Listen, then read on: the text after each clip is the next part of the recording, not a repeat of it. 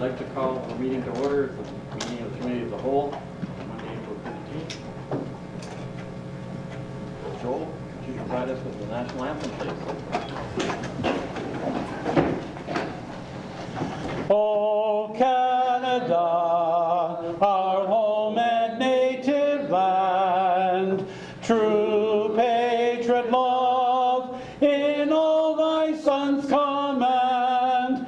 Car ton bras s'est porté l'épée, il s'est porté la croix. Ton histoire est une épopée de plus brillants exploits. God keep our land glorious and free. O Canada, we stand on guard for thee. O Canada, we stand on guard for thee. Thank you very much, Joel. Thank you very much. That. Thank you, Roger. Thank you very much, Mr. Mayor. Madam Clerk, are there any addendum items this evening? Thank you, Mr. Mayor. None this evening. Could we have a motion confirming the agenda? Councillor Doucette, seconded by Councillor Kenny. Are there any disclosures of interest this evening? There being none, I'd like to determine the committee items requiring separate discussion. Councillor Doucette. Thank you very much, Mr. Mayor. Number one. Number one.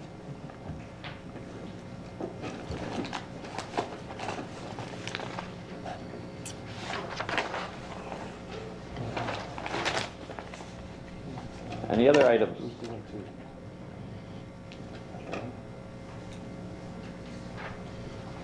Councillor? What number? Item 2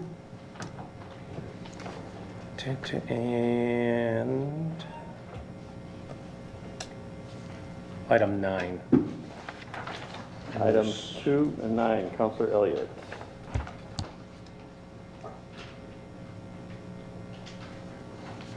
Any others to my left? To my right? Councillor? Mr. Mayor, I'd like to speak to item 9 as well. Thank you. Thank you, Councillor.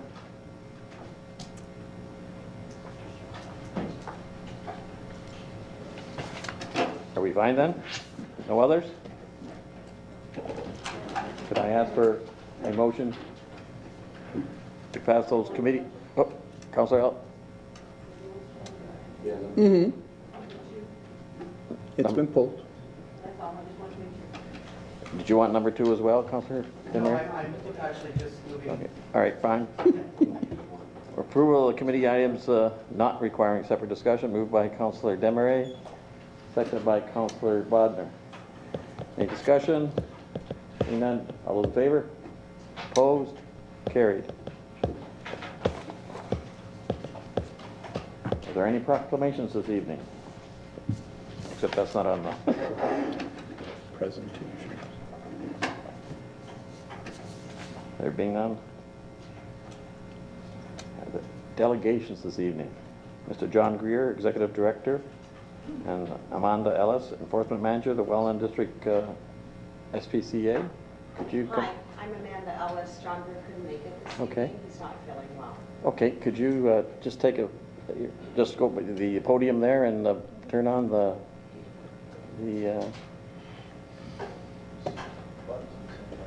microphone, please. Right in the middle. Go ahead, proceed. Good evening, Welcome. Thank you. Good evening, everyone. Thank you for having us this evening. Oh, the presentation's up. Okay. Just push this one. Yeah. Sorry. I'm not computer savvy, so if you could bear with me. This evening, we'd just like to do a quick presentation for everyone just to show you our news and initiatives of what the Welland SPCA is actually doing for the communities that we serve. Oh, that went right to the end.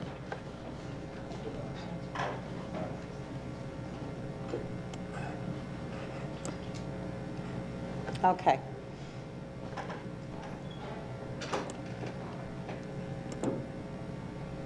So these are some of the highlights of what I'm going to discuss tonight. We have a low-cost spay-neuter clinic, our regional training facility, our pet visits and education, our community outreach. We have a mobile unit and a reptile safe house. First of all, this is our new, just opened in November, our spay and neuter clinic located at 700 East Main Street in Welland.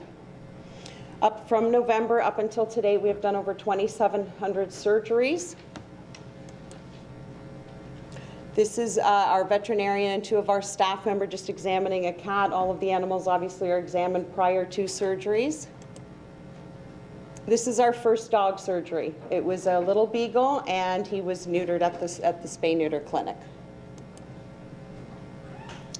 This is a new regional training facility. So with moving to Main Street, we actually have 2 different sections of our building. One is our spay-neuter clinic, and the other side of the building, actually, we have housed all of our investigations, a training facility, as well as our administration staff. What this has allowed us to do is all of the office space that we were using at our 60 Provincial Street animal shelter is now being turned back to the animals.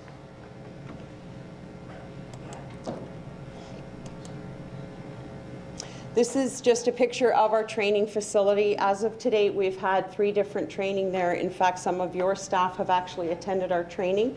We will be reaching out more once we get our calendar for the year. This is tactical communications and defensive tactics, so you'll see a little bit of a physical end of it. And there it is. This is actually one of our staff member here. So basically, as inspectors and agents of the Ontario SPCA, we are mandated every year to actually go to training, and we have to perform and qualify to carry different parts of our equipment. What we have done is we have modified the program to actually reach out into our internal staff, meaning our animal care, our reception, because they too can receive abusive conversations from the public and that. So we're trying to teach them on ways to deal with it through our training. So this is, again, this gentleman's actually from Welland, but this is another part of the training. This is a no-rent conference that we hosted back just before Christmas. And what this is we also offer out the training facility to different agencies that would want to use the space to do different training or seminars or conferences. And this was a no-rent conference. That's John Greer, actually, and myself. And that's one of our regional inspectors from the Ontario SPCA.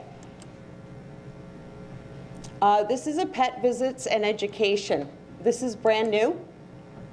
That's myself, and the other lady is Kelly, and those dogs are both in the program.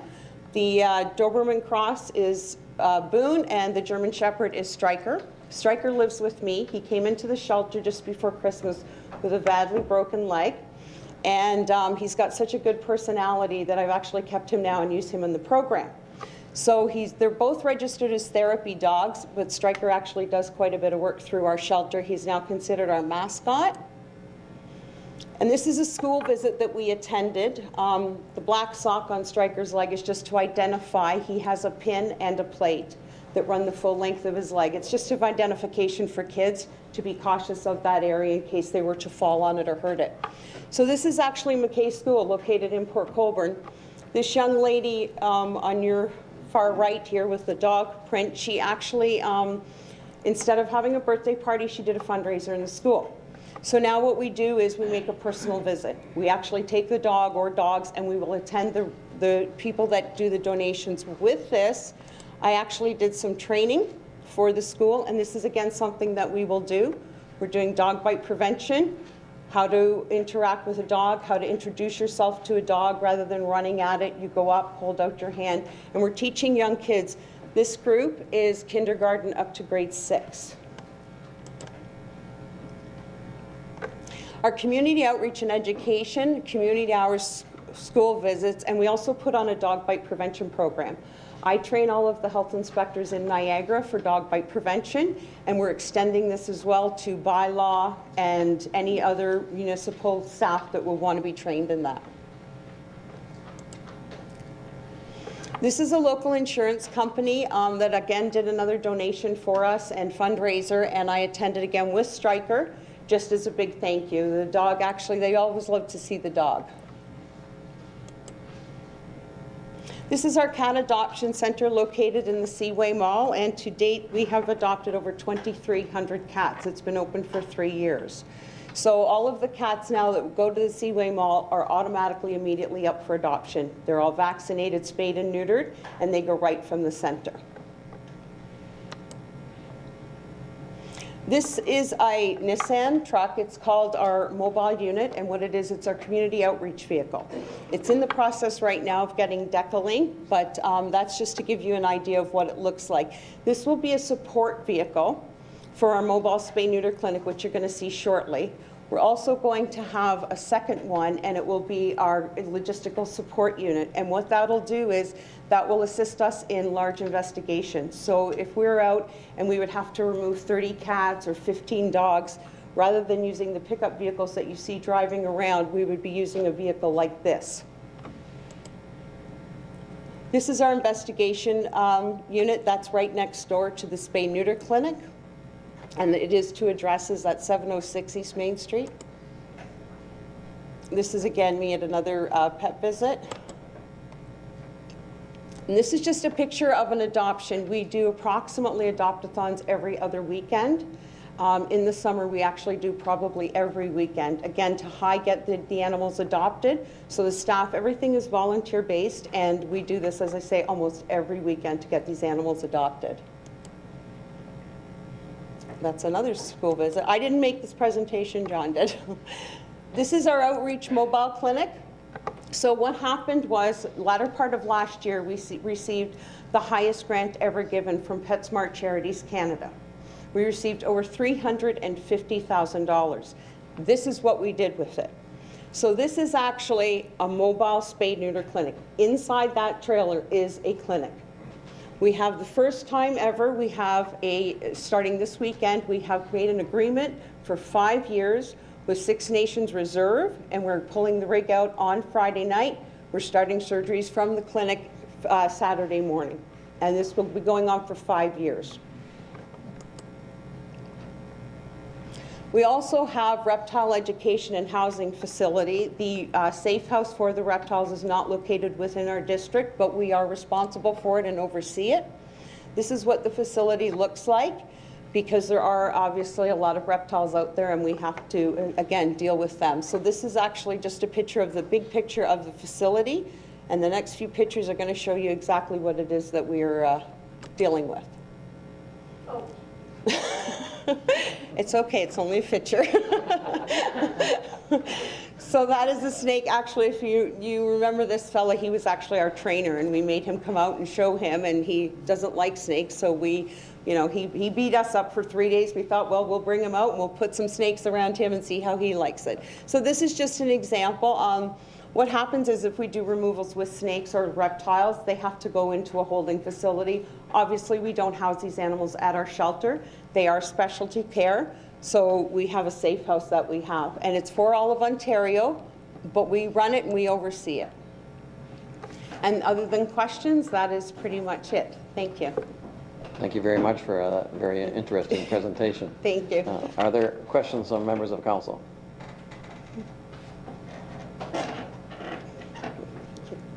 I have a question. Is your operation 24/7, and how many employees do you have on staff? Currently on staff, including our spay-neuter clinic, we are probably sitting at about 32. We have actually one of the largest investigation department in Niagara. We have 4 agents. John and myself are inspectors, and we have 2 animal control officers. So I would say about 32 in total. Our operation is 24/7 for emergencies, meaning animals hit by car, sick or injured. We do the canine control up to whichever hour the municipality would like us to.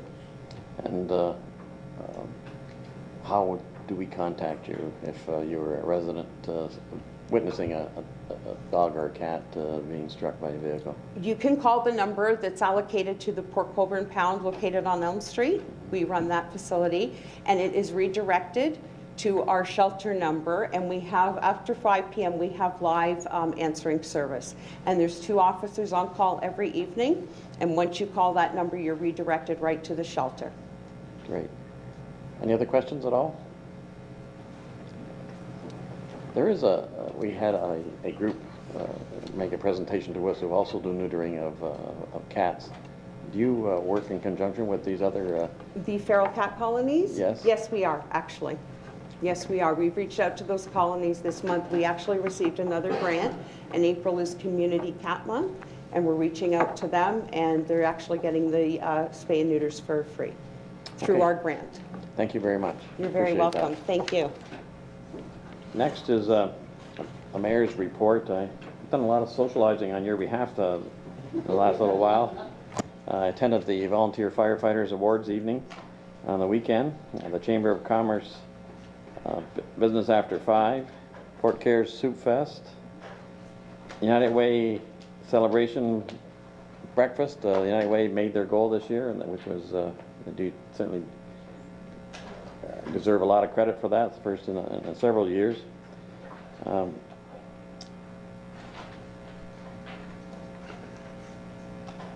Meals on Wheels, I volunteered to go out to deliver meals. Flag raising for autism, and the Easter egg hunt sponsored by our own MIAC, Mayor's Youth Advisory Committee.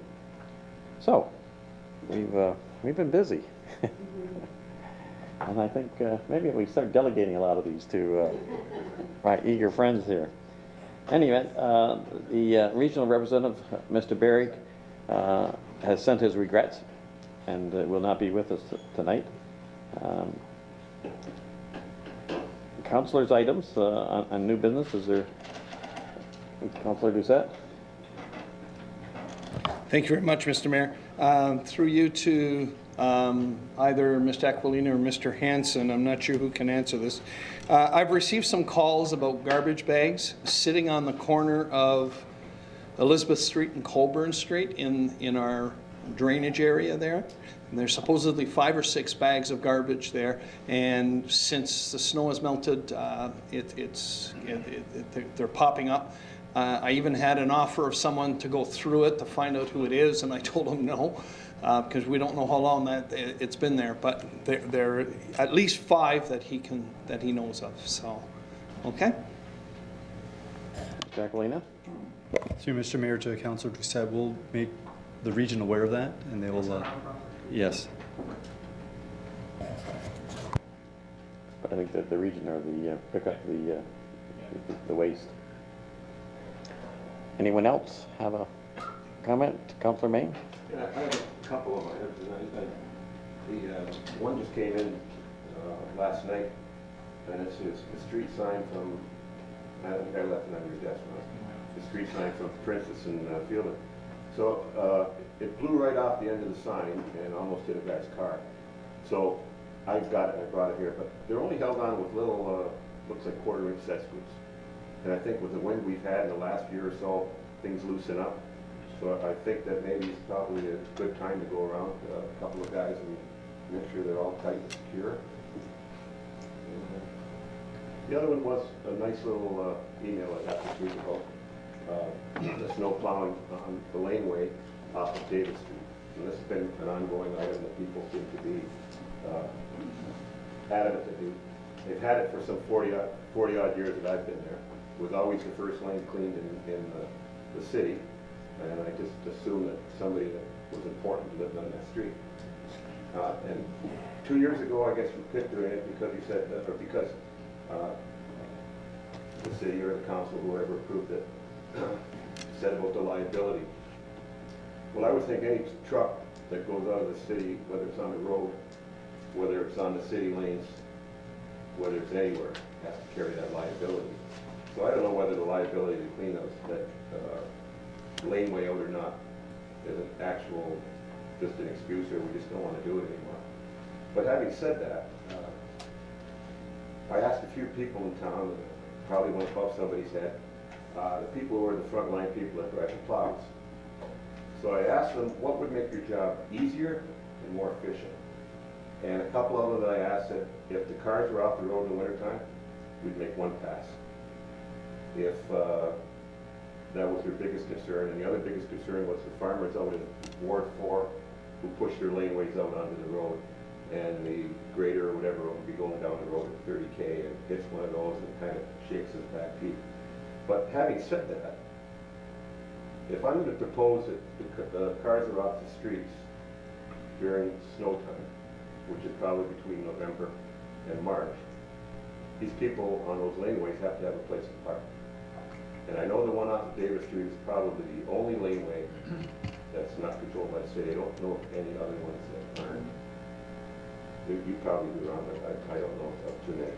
So I wonder if we could talk about that, or if you have an opinion on that for me, please. Through you, Mayor Maloney. This issue actually was dealt with in 2013. It's not really a liability issue per se, it's an ownership issue. When the laneways all throughout the city were identified, there was a title search done throughout the city. Laneways, properties that were owned by the city have to be maintained by the city. What came out of the title search, there was many pieces of property that were not in fact owned by the city, and therefore we do not have a right to maintain them. It's not a liability issue. It's a maintenance of private property, expending public funds on private property. So council dealt with this in 2013, and there's a number of them. Councillor Danch has asked me a number of times about the piece of property between Charles Street and Union Street as an example. It's totally privately owned. There had been some maintenance done in past years. When the title searches were done, it was not a named laneway. It's not owned by the city, and maintenance on it ceased. Very similar to the private driveway that's off David Street. It's privately owned. We do not have any authority to expend funds on that particular piece of property. Your comments are exactly right in terms of concerns with snow plowing. Getting the vehicles off the road is the #1 priority during winter control operations.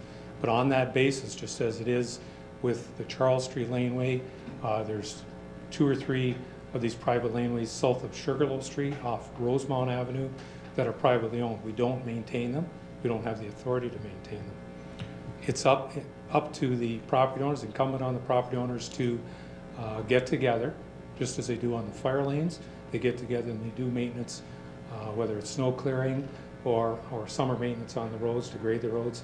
It's incumbent on them to pick up the cost of that as opposed to public funds. So that was really the crux of the issue going back a few years.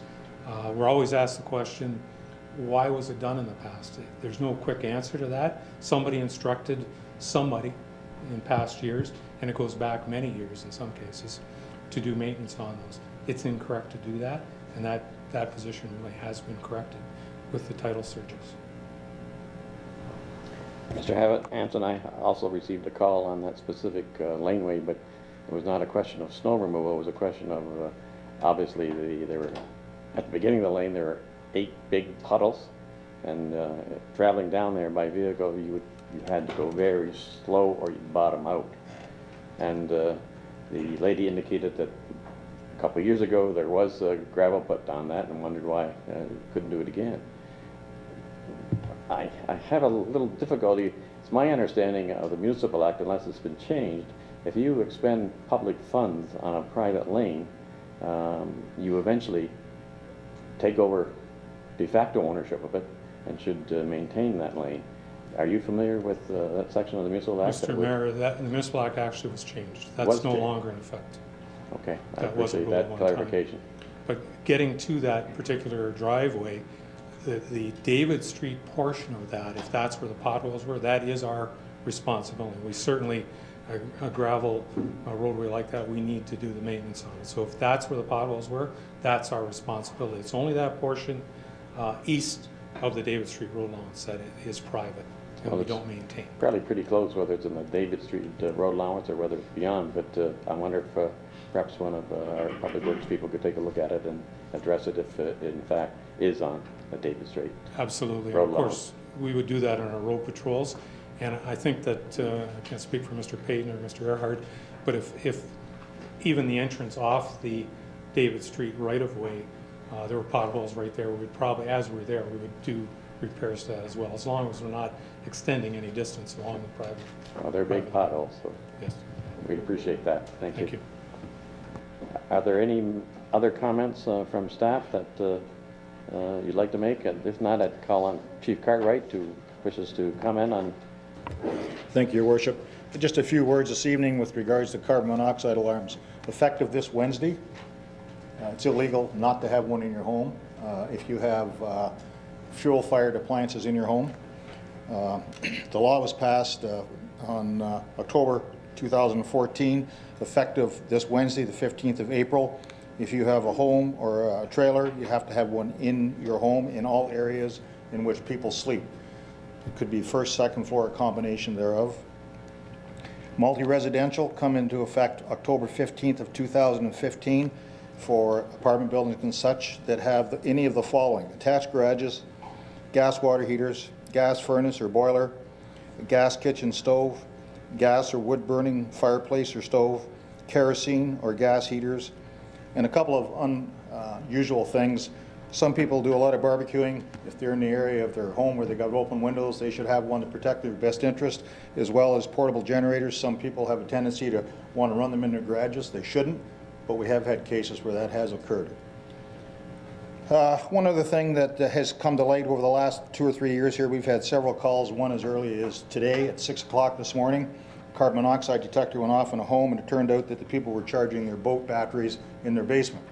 They give off carbon monoxide. So if you're charging batteries in your home, you should have a carbon monoxide detector. You shouldn't be doing it, first of all, but if by chance you do it, you should have protection.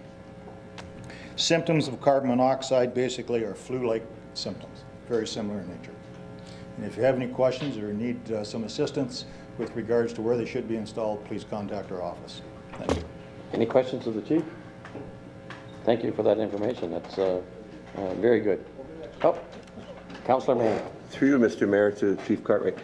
How does that pertain to commercial buildings like stores? They're exempt at the present time? Most commercial through your worship, sorry, to Councillor Maine, most commercial places would have boilers in a lot of cases. They've been mandatory any place with a boiler for a number of years. But my recommendation would be it would only apply if they have sleeping accommodations, either in the immediate area or above that immediate area. They would require carbon monoxide detectors in the sleeping areas. Great, thanks.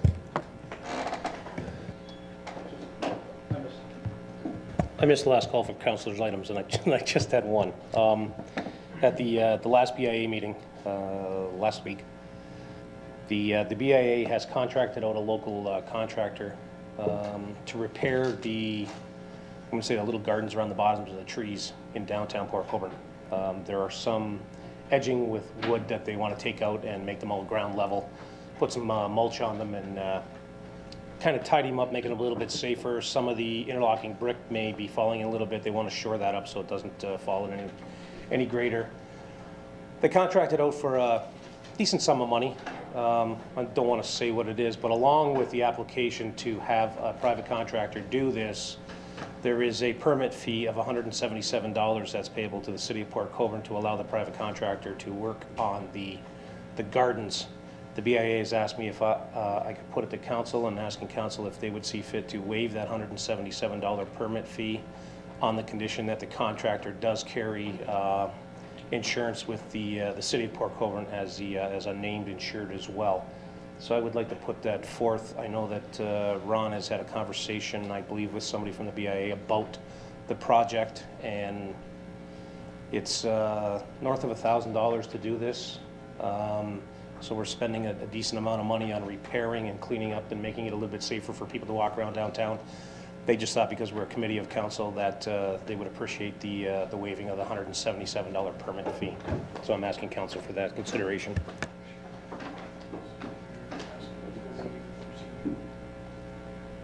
Mr. Hanson, are you prepared to respond to that now, or would you wait till the next meeting? Which would you prefer to do? Mr. Mayor, it's standard policy of council that we require a municipal consent for any contractor to work on the road allowance. We were contacted through the contractor for the BIA to see what the requirements were to do this work on West Street, and obviously we have to go forward with municipal consent. It's always the option of council that they can waive fees that are pertaining to this policy. So it's perfectly, what the word for it is, to consider. It's all right for the council to consider waiving of this fee in terms of the municipal consent, as long as the municipality has the requirement in for the city being a named insured while the contractor is working on the street. We would have no concerns with this. Did you make a motion tonight? Okay, council. Do you want to make a motion, Mr. Elliott? Yeah, I would make a motion to ask for leave of council to take into consideration to waive the $177 permit fee. We have a motion on the floor. Seconded by Councillor Doucette. Any discussion? Call for the question. All those in favor? Opposed? Carried.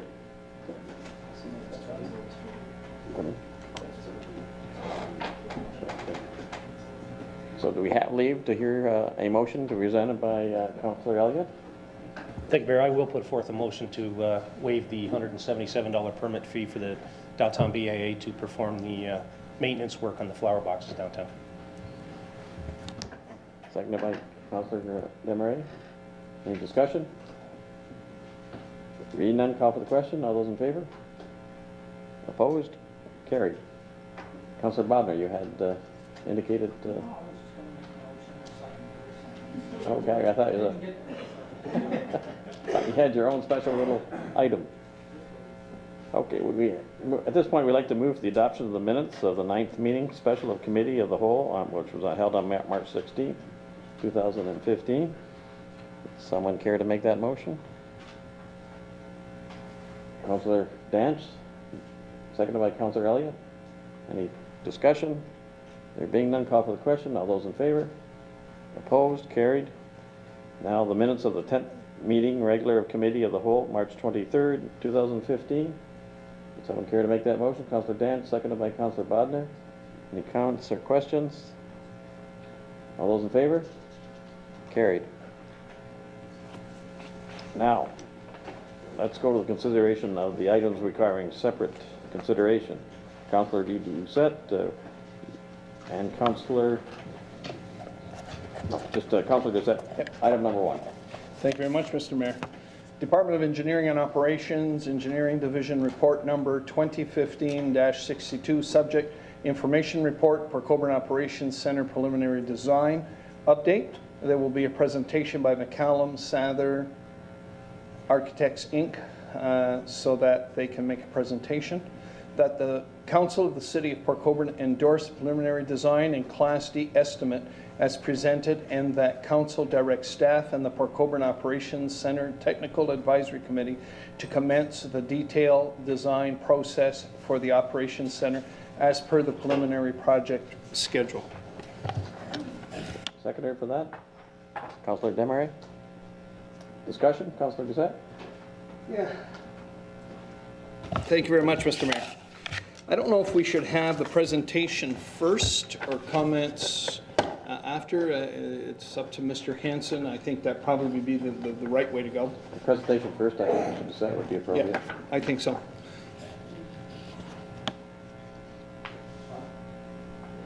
Go ahead, Ron. Mr. Hanson. Mr. Mayor, members of council, I'd like to take the opportunity to introduce our design team that are here tonight to do the presentation for council, after which we'll bring up the status of the report itself, the status of the project, and then entertain questions when we have our design team here, entertain all the questions pertaining to the project.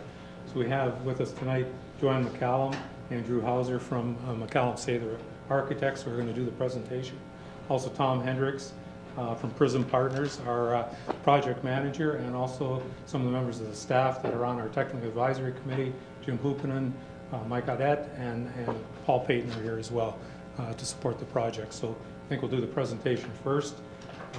Joanna, if you want to start, and then we'll entertain any questions. Welcome and thank you for coming. There's a little button there to push for the microphone. Thank you. Thank you. I'm obviously the Joanne part of, of Joanne McCallum and Drew Hauser. we're really excited to be here. It's been a bit of a long journey, I'm sure, as you're all aware. But we've had a really exciting, I'd say, 3 months. 3 months. We once we finalized the revised site, we put our heads down and said, now what are we going to do? And we worked really hard in terms of looking at the functional program, which is the space analysis of what is needed. Spent a fair amount of time just really drilling down into detail on that before we started into the revised design to suit the new site. So I think our goal was to really define what is the success criteria for the Port Colborne Operations Center, to make sure that we were able to achieve that we had all the right spaces, the right areas, but no more. Just trying to hit it on the mark. So I think we did, the group, the committee, wonderful to work with. We really worked great as a team, really came up with a good functional program, and then started into the design. No, I don't know if I point this here. Yes. So, is there? No, isn't it? There's really 3 components to the building. There's the administration component, where all the staff work. There is a large stores and garage storage component, which is, you know, kind of a massive area, but a lot of it is just for the storage of vehicles. And then there's a separate component, which is the salt dome. And that's been designed to hold over 4,500 tons of material, as well as have a drive-through and a wash bay. So those were the physical pieces that we were working with. In addition, there was a lot of other things on the site that needed to be accommodated in terms of truck storage of a lot of equipment that is used by Parks and Rec or used by the city, etc. So it was quite an interesting project to work on in terms of resolving it on this new site. So this is the fire hall. And the site we have is just to the north of the fire hall, so I know you're all familiar with it. So I'm going to kind of walk from the intersection as you come in. The intersection comes into the main administration building is here. The parking is all along the front here, and some more reserved parking over here. So the staff would park all along the front and to the side. Trucks enter the site through a controlled access gate, which is visible to the records clerk that sits in this space. So the trucks come in, can go around the site, they can into this is where all the snow plows are stored, there's utility vans are stored, there's a large mechanical bay here, and there's store here. So the design has been so that we can get full circulation around and through the building. There's a fuel tank here, which is again highly visible from the administration building. It's the one that you have now that's going to be relocated. So it can be accessed now on both sides. Currently you can just access it on one side. This is the storage dome. There's some salt dome, sorry. There's some extra dumping area here. There's some members of the public. You're doing great, but they can't see.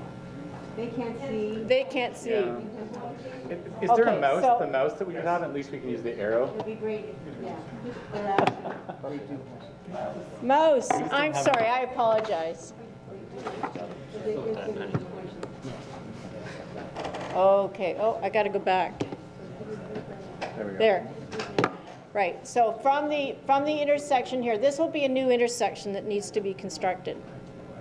From the intersection, all of the staff and public parking is along the front face of the building and in this area as well.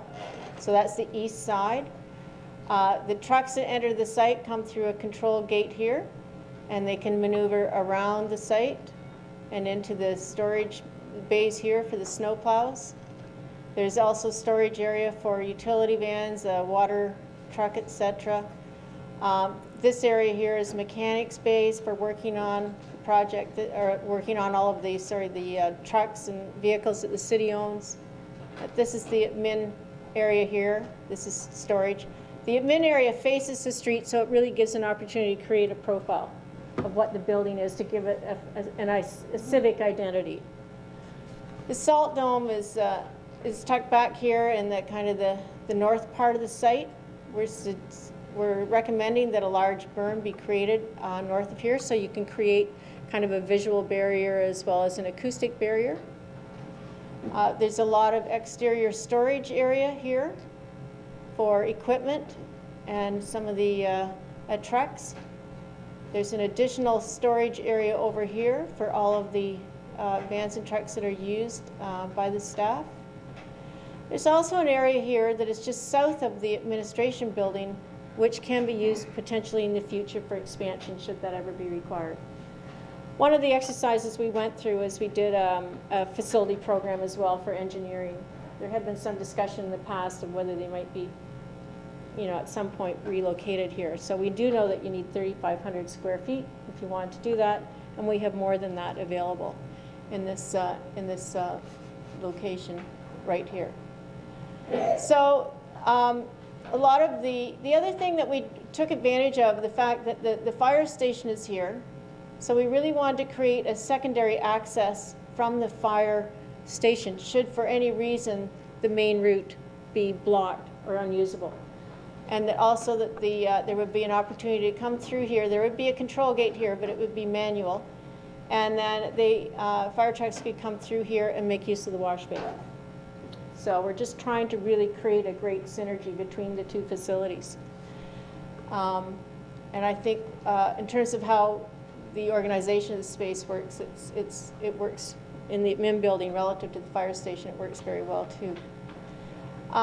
We've also needed to relocate. Currently, there's a hydro line that goes through the middle of the site, and that will be getting relocated. We've got a corridor that runs just south of the property line where the hydro will get relocated.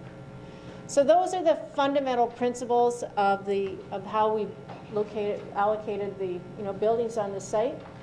We've created it so that there's adequate and proper circulation for the trucks, so that there is good security for the people looking from the administration building around the site.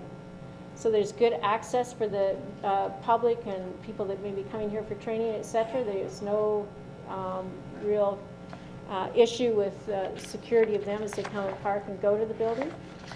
And we've created an opportunity to create, I think, a very good public address and public face for your building. So, and we've done that as efficiently as we could. So I think what I'll do is I'm going to turn it over to Drew. Let's do this one, who will walk us through next. A little bit more detail. It's not quite as exciting maybe as the snakes and reptiles that you saw, but we hope we can get your enthusiasm. Just a little bit more detail in terms of the plans and then the elevations of what the building's going to look like. It's hard to compete with puppies and kittens and stuff, but anyway, we'll do our best.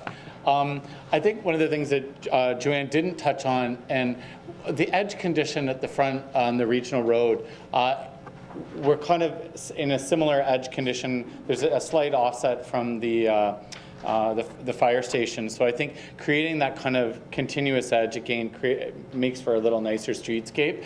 And of course, that being noted in this future expansion area as well. So if it did continue, there is kind of a connection on foot even between them if there was synergies between the different departments.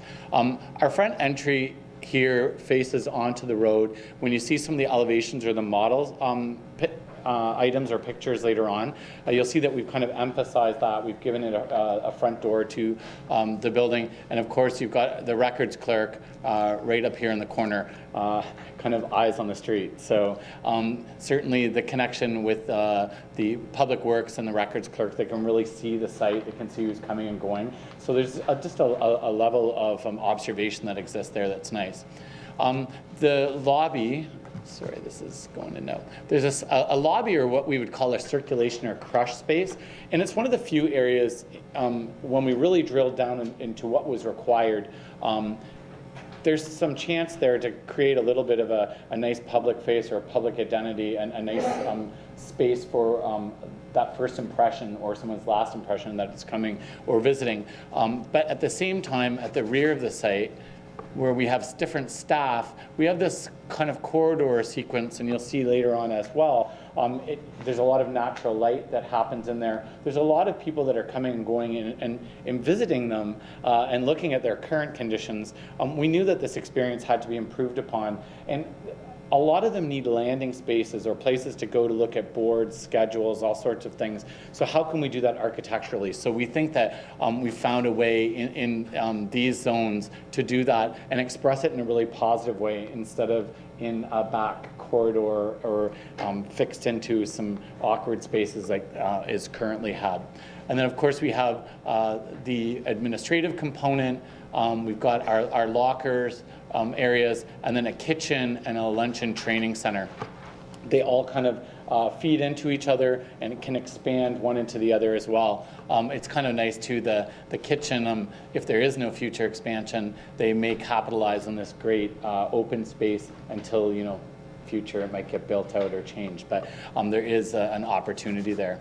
Now, this part of the building, and again, in really taking the budget and the areas seriously, this is a purpose-built section of the building.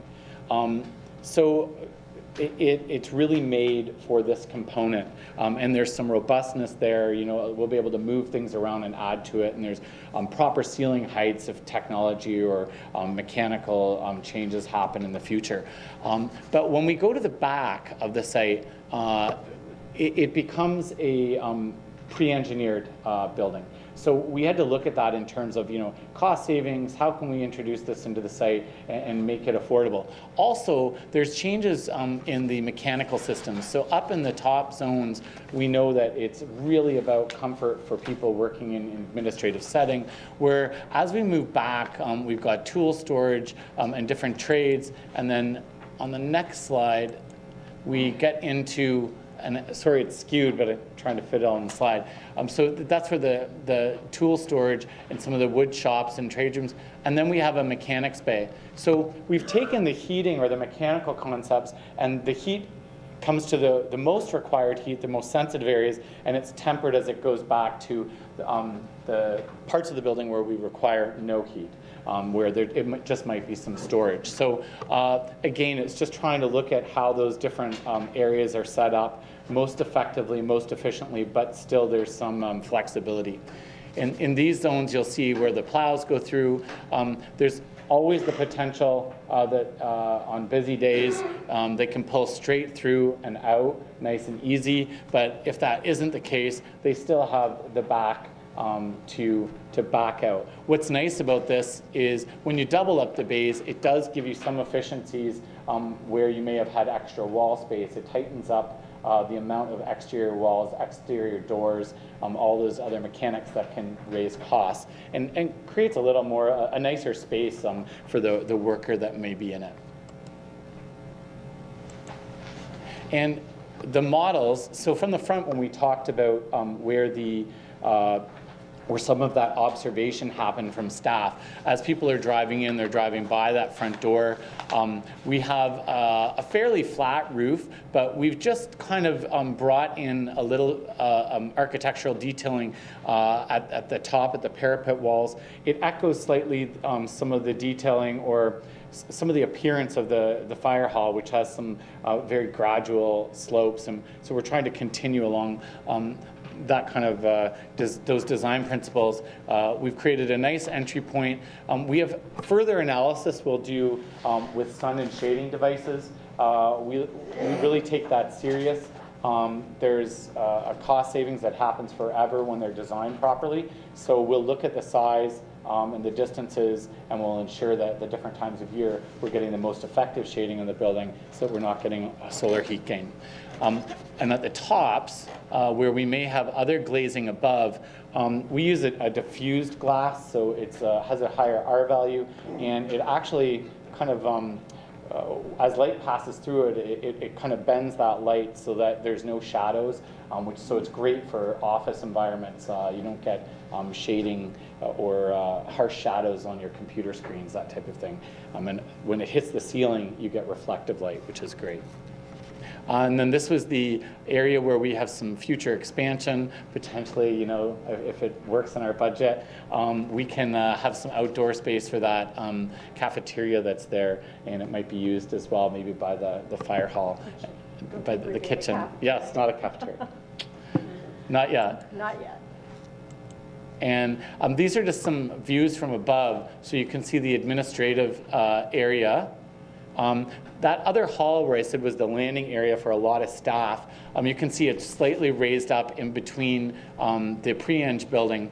So that's so we can get some clear story natural light in that back hall. Again, sunlight's free, let's use it as much as we can. But it creates a little nicer environment because there's so many people traveling through there every day, and that work environment affects how people work on a daily basis. So we're trying to really isolate those few design areas in the project. And then in the back, we have the workshops and storage, and then the different bays as we work through the site. So we've got a lot of glazing too. Yes. Clear story, or upper glazing. Yeah. So we get as much light into the storage garages too, natural light as we can.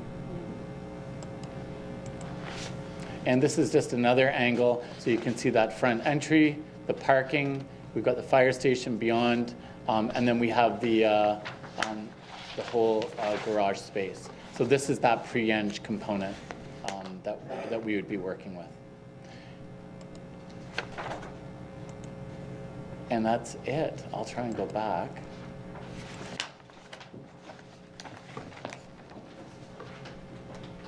So that's it architecturally, what we wanted to show you tonight. I'm sure there will be questions, but I don't know, should we go to Tom as well, has some... Mr. Mayor and Council, also attached to our report is a Class D estimate, and there may be some questions, and we can answer any questions in terms of the estimates that are there in front of us now. This is a good update in terms of where the project is at this point in time, and what we're looking for at this point is the go-ahead to proceed with the design to the tender stage. Council will still have the option at the tender stage to review the prices that come in, but beyond that, we're just looking to get this project full speed ahead now to the tender stage. So any questions, as I said, we have everybody here and we can answer any questions with regards to the presentation or the report. Councilor Desmarais and then Councilor Doucette. Councilor Kenny.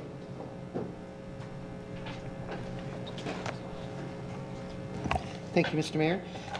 Through you to the architects, I would just like to thank you for all the work that you've done. And I'm very happy to see that you've worked with some of the concerns of the community, which is wonderful. We do have a couple of community members here this evening. I would like to ask for leave of council for them to speak if at the end of councillors' questions, if possible. And that's all I had to say.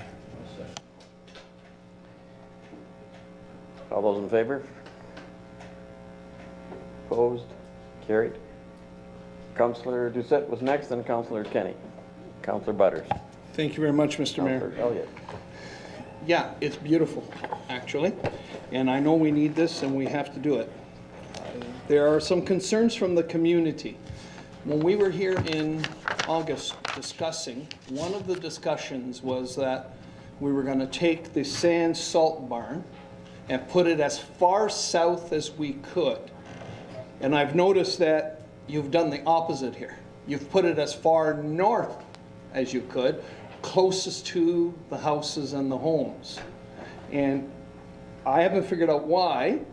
And the other thing is that there was a lot of discussion about it going south of the fire hall so that it could be connected in some way. And I don't know if you received those suggestions and those comments, but I've noticed none of that is happening here. And I promised the community that I would definitely ask questions about that, because this is the opposite of what the community was promised, more or less, in August, September. Councillor Hanson, do you wish to address that? One for Councillor, yeah. He's not taking a cut and pay. Mr. Mayor, in response to Councillor Doucette, Councillor Doucette, we did look at that as an option. It was one of the options we reviewed with our Technical Advisory Committee.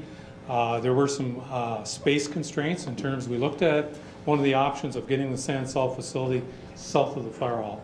And because of traffic flow and the constraints with that site itself, it just didn't work. This was a better option. In terms of the noise and so on, we feel that the placement of the sand salt facility where it is now and the number of months a year that it's used, this is a better location for it. We've done noise attenuation with the berms.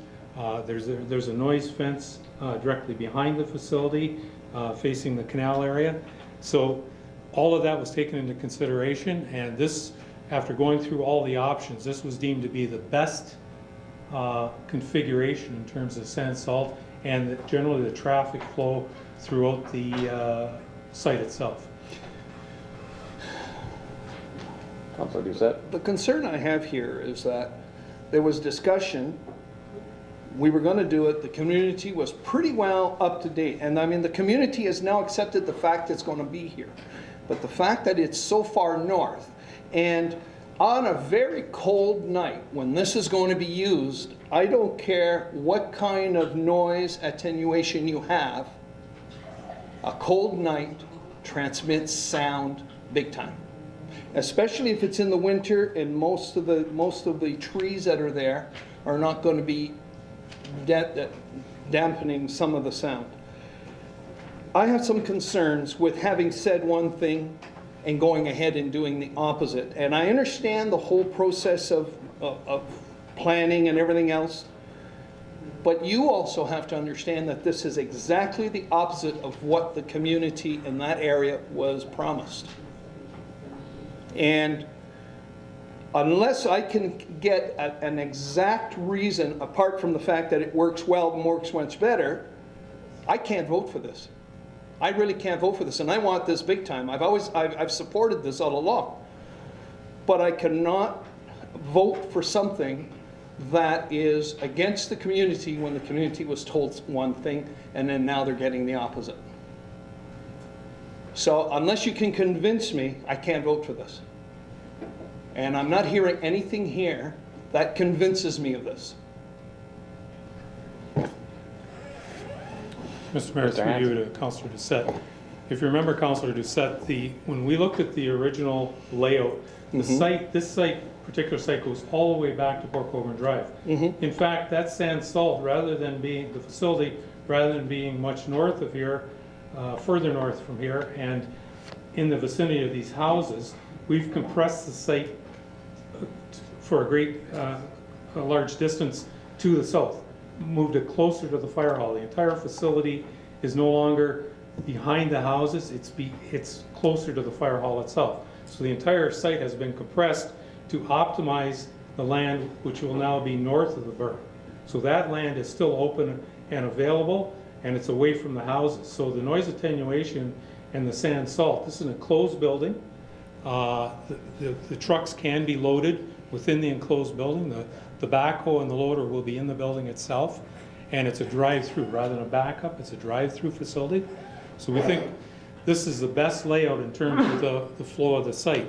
When we looked at having the sand salt south of the fire hall, there's not enough room behind the fire hall. We would be impeding on the operation of the fire hall.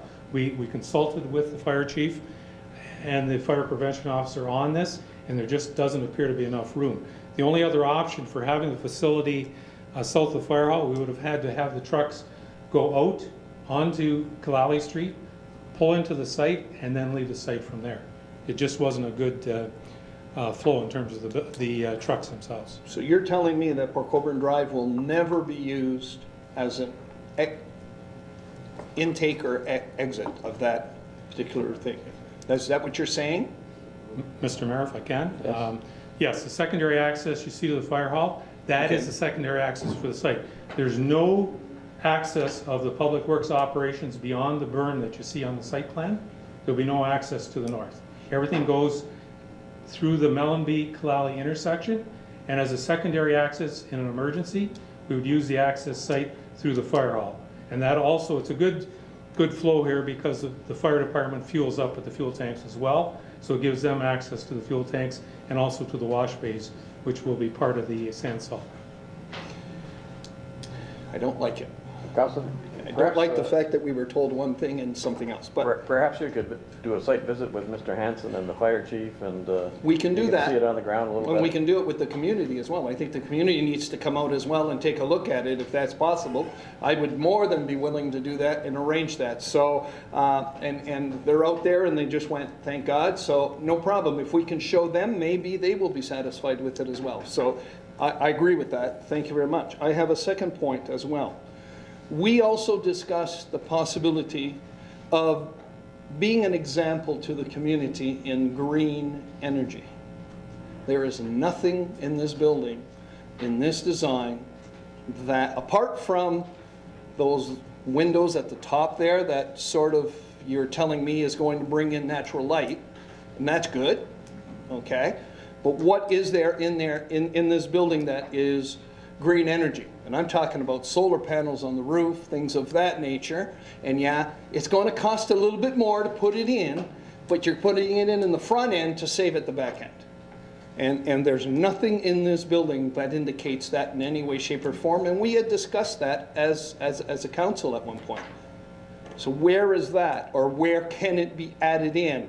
Or do we even want to add it in? I think council has to have a discussion of that, because the next design I see, I want to see something on there. Unless I'm voted out, that's fine. But I want something that does something with green energy for us. Through Are we you, able Mr. to make a Mayor, comment on that? I certainly can comment on that. Before I comment on that, can I just add one other thing about the site concept in terms of the design of the garage storage area, because it was done so that the snow plows would come in and around and then drive into the garage, so they were always driving out forward, so you weren't getting that backing up, that beep beep noise from a backup of a truck. So we were very conscientiously thinking about noise attenuation. And if a truck did have to back out, it's backing out towards the fire station, not to the front, not to the north. So I just wanted to make sure that that was understood as well, because we do understand that there were concerns. And we did work very, I think, diligently through about 6 different options to come up with this one, which worked absolutely the best. Let's talk about sustainability. So we do have a roof that slopes north to south for the very specific reason that if there was ever the desire or to put solar panels on, you could do the entire sloping roof of the storage area in the garage. It's not in our budget. We'd be delighted to do it. We can give you a number for what it will cost because it'll affect the engineering of the structure. But that's why we actually sloped the roof that way, so that we could do that. So sustainability, in terms of energy, we actually have it priced. The enclosure has, so even in the garage, has insulation value, probably greater than what is required by building code for that type of enclosure. Our administration building, of course, is well insulated, and it's all high quality. We're very much about sustainability to keep your energy costs down.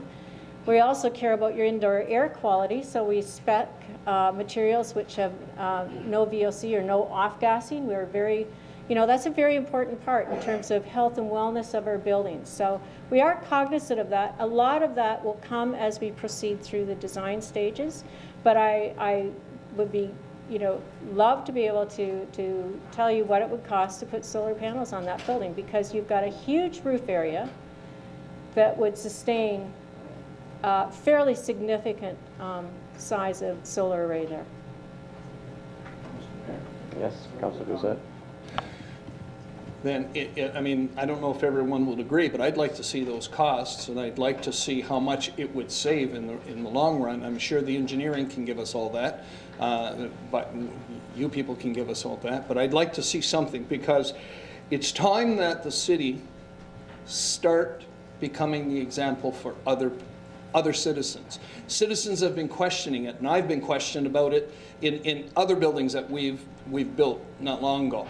We need to start showing that we are serious about our environment, and this is one way of doing that. And it's one way of also saving money. So I'd like to see it, and I hope everyone agrees. I'd like to see at least the cost of it, because that was one of the first things I saw when I looked at it, is the slope on one side, and then I said, well, where's everything else? And it wasn't there. So, thank you. So through you, Mr. Mayor, we were very conscientiously working very diligently to a budget. And we are happy to give these additional costs for your consideration as council. I think the feeling of council is that we'd like to peek at those extra costs. Thank you. Next is Councillor Kenny.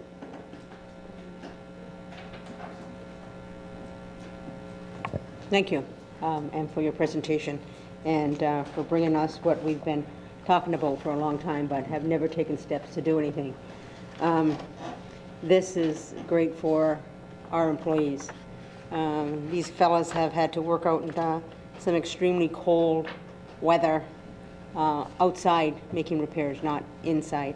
The big thing for me about this new center is that we've consulted them, that they've had an input, because we can say all the things we want about the building, but if you don't have the people actually doing the work, have a say in some of the things.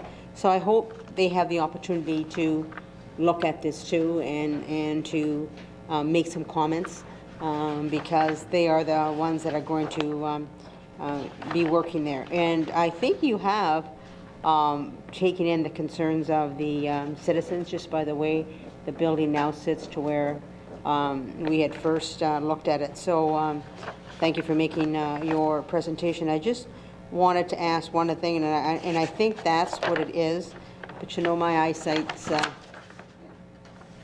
not the best, but just in the vestibule coming into the lobby, is that first door public washroom? Is that a public washroom? Oh, yes, it is. It's an area for you to Oh, that's what I didn't know if that what it meant. I didn't know if what that VF meant. So, okay. Okay, great. Thank you. That's important. Okay, very good. Thank you. And thanks for your presentation. Councillor Butters, Councillor Elliott, and then Councillor Demeray. Thank you, Mr. Mayor. Through you to the presenters. I still don't think in metric, unfortunately. I try, but it just isn't coming to me. Could you sort of give me an idea of the size of the lobby, in how many length and width? The lobby, the meeting room, and the training in the lunchroom and the kitchen. Just in kind of so much by so much. Through you, Mr. I know, Mayor, but it doesn't tell me the areas are all on both in square feet and square meters. What you want to Yes. know is what's the actual width and, Yes. and depth. Yes. And I don't Just have that roughly. on here, but I do have a scale with me, just in case. I was trying to figure it out, and I was like, oh man, I could be here for a long time figuring this out. It's around 10 by, the lobby's around 10 by 3. Oh, If it's this- wider if than that that. is, oh yeah, it's around 4.5. See, I don't feel so bad, they don't know either. No, well, I don't want to get it wrong. No, that's okay, even It's, even a rough idea is good. It's, Just trying to picture. yeah, it's and- about 10 feet wide, Yep, and it's just short of 8 meters in length. So just take 8 and multiply by 3 by 24. Yeah, 24. So it was actually larger than what we programmed, but once we started to design it, we really felt that we needed to create this space that was a really good entry for you, where people are coming in if they're waiting or sitting before they're going to a meeting or to the training. okay, and then the meeting room, that's The meeting room Going is, it's Through the mayor, south? that lobby space, when we did look at it, it's one of those, I want to call it like a collision space. So when you have different departments that might be coming or going, and often what we learned, many people are coming from all different areas at different times. There's that chance meeting that they might be able to quick share something, an efficiency or a new strategy, or that they can meet there without actually interrupting the people around them. As well, you know, the general public, if they're waiting for a meeting, etc., it does provide opportunity, and that's why we felt it just worked, and there was opportunity there going forward. the other small meeting area? Yeah. Or No, they're large, The large meeting area is 18 by 55. approximately. Is that the training and the That's lunchroom? the training and lunch space. Is 18 by 55? Yeah, and then the other is 18 by 12. And the kitchen? And the kitchen. I bet you haven't seen an architect with the scale for a long Normally time, right? we would put these on there. Am I dating myself here? Nope, you're And good. You're on camera right now, Joanne, so- You're golden. It's about 30 feet in length. And I'm guessing it's By about 10? close to 10 feet. Oh, just over 10 feet in width, maybe 11. close Okay. to 11. Okay, thank you very much for your time. And I'm really excited to see. Are you planning These on drawings. hosting some parties or something? I- in these spaces? You never know. You're on TV too, remember? These public works guys are a fun bunch. You never know. My only other question was to do with the roof, and I'm glad it's not like a flat roof, but what about like snow loads and stuff like that? So on the purpose-built, through the mayor, again, sorry, on the purpose-built component, the most efficient and effective heating and also for maintenance can be broken out with rooftop units. So unless you go, you have a huge amount of space and you can do some sort of central plant or there's other options, but they're so efficient now. And then your zones and your temperature controls are going to make for the best comfort. So flat roofs do not have to leak. They just need to be detailed properly. And they can have a slight slope. And they can have a slight slope on them, of course, to drain. So you're always, using gravity to its best. So, I mean, it's just good detailing, good construction, good detailing. So, and it's a very green way of heating your space. And we've gone through it quite closely. And to talk about that a little more, I mean, Joanne founded our firm 22 years ago on sustainability alone. And so Joanne also sits as one of the chairs of the Canadian Green Building Council and toured with the Royal Architecture Institute of Canada across Canada on how to build green.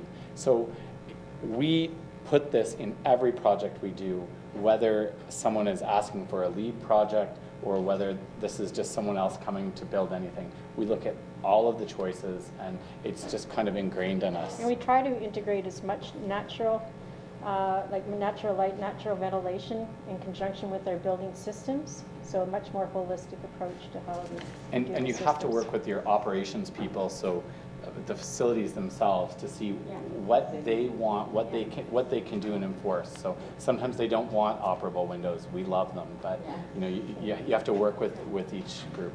Thank you. I think we'll move on with our questions. Councillor Elliott, please. Thank you, Mayor. Through you to the presenters. I like the design. There's just a couple of quick questions. I guess you're nitpicking, and that's what we're going through tonight.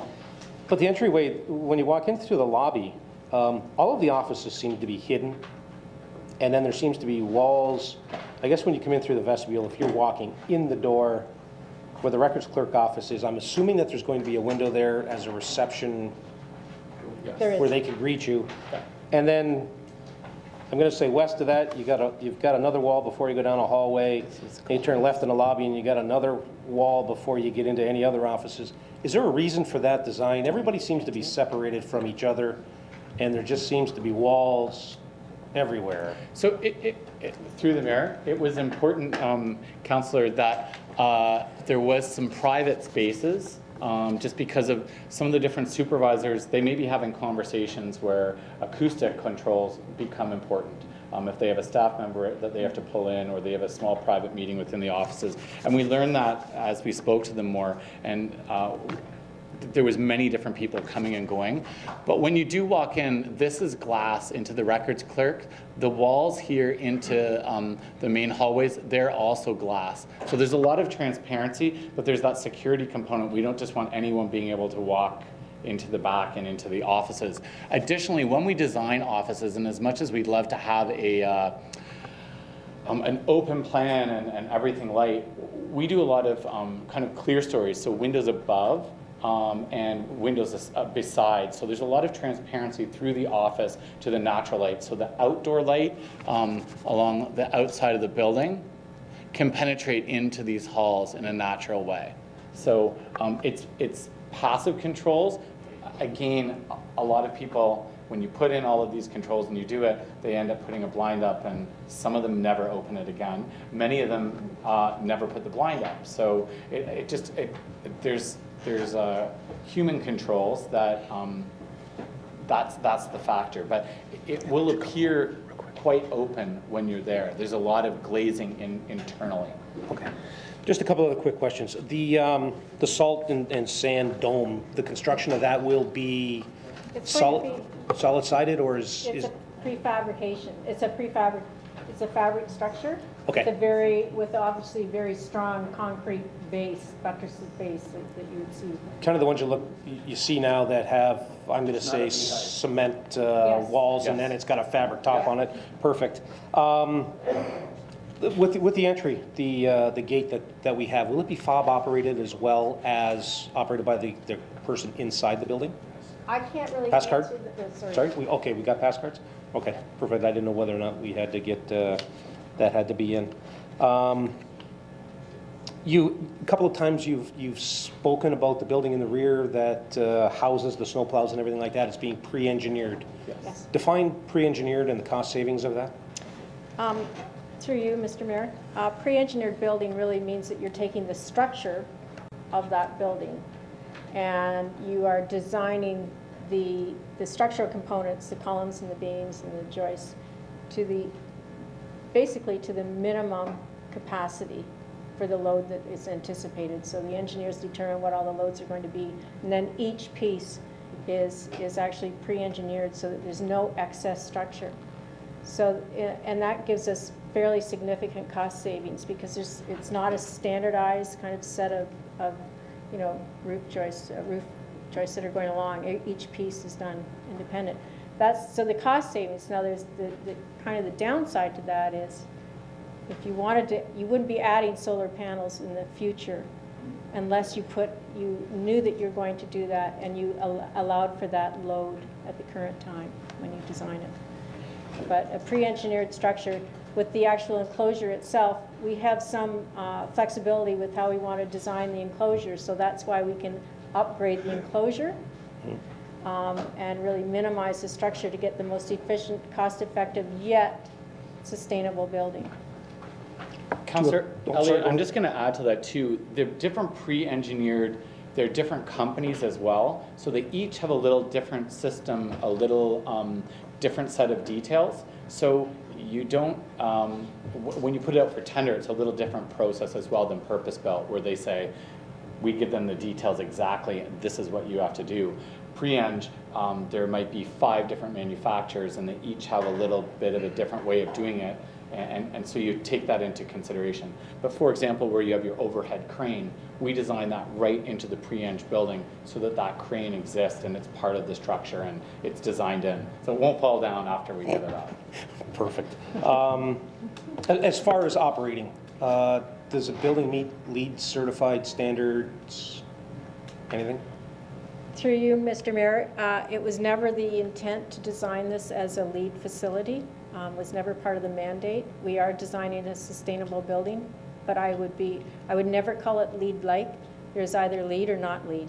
So what we are doing is a sustainable, environmentally appropriate set of structures. And I guess one further comment, when our package came out and we were reading it and I read through the whole item, no, I'm just kidding. I went right to the price. I'm surprised nobody else has said anything. And I was holding my breath and closed my eyes and opened up and looked at the price. And when I saw the price, I thought, wow, it's significantly less than what I thought it was going to come in at. So that was a pleasant surprise. Could you take less? Are we negotiating here? No. So I mean, it obviously gives our guys and ladies a place to work that's clean, efficient.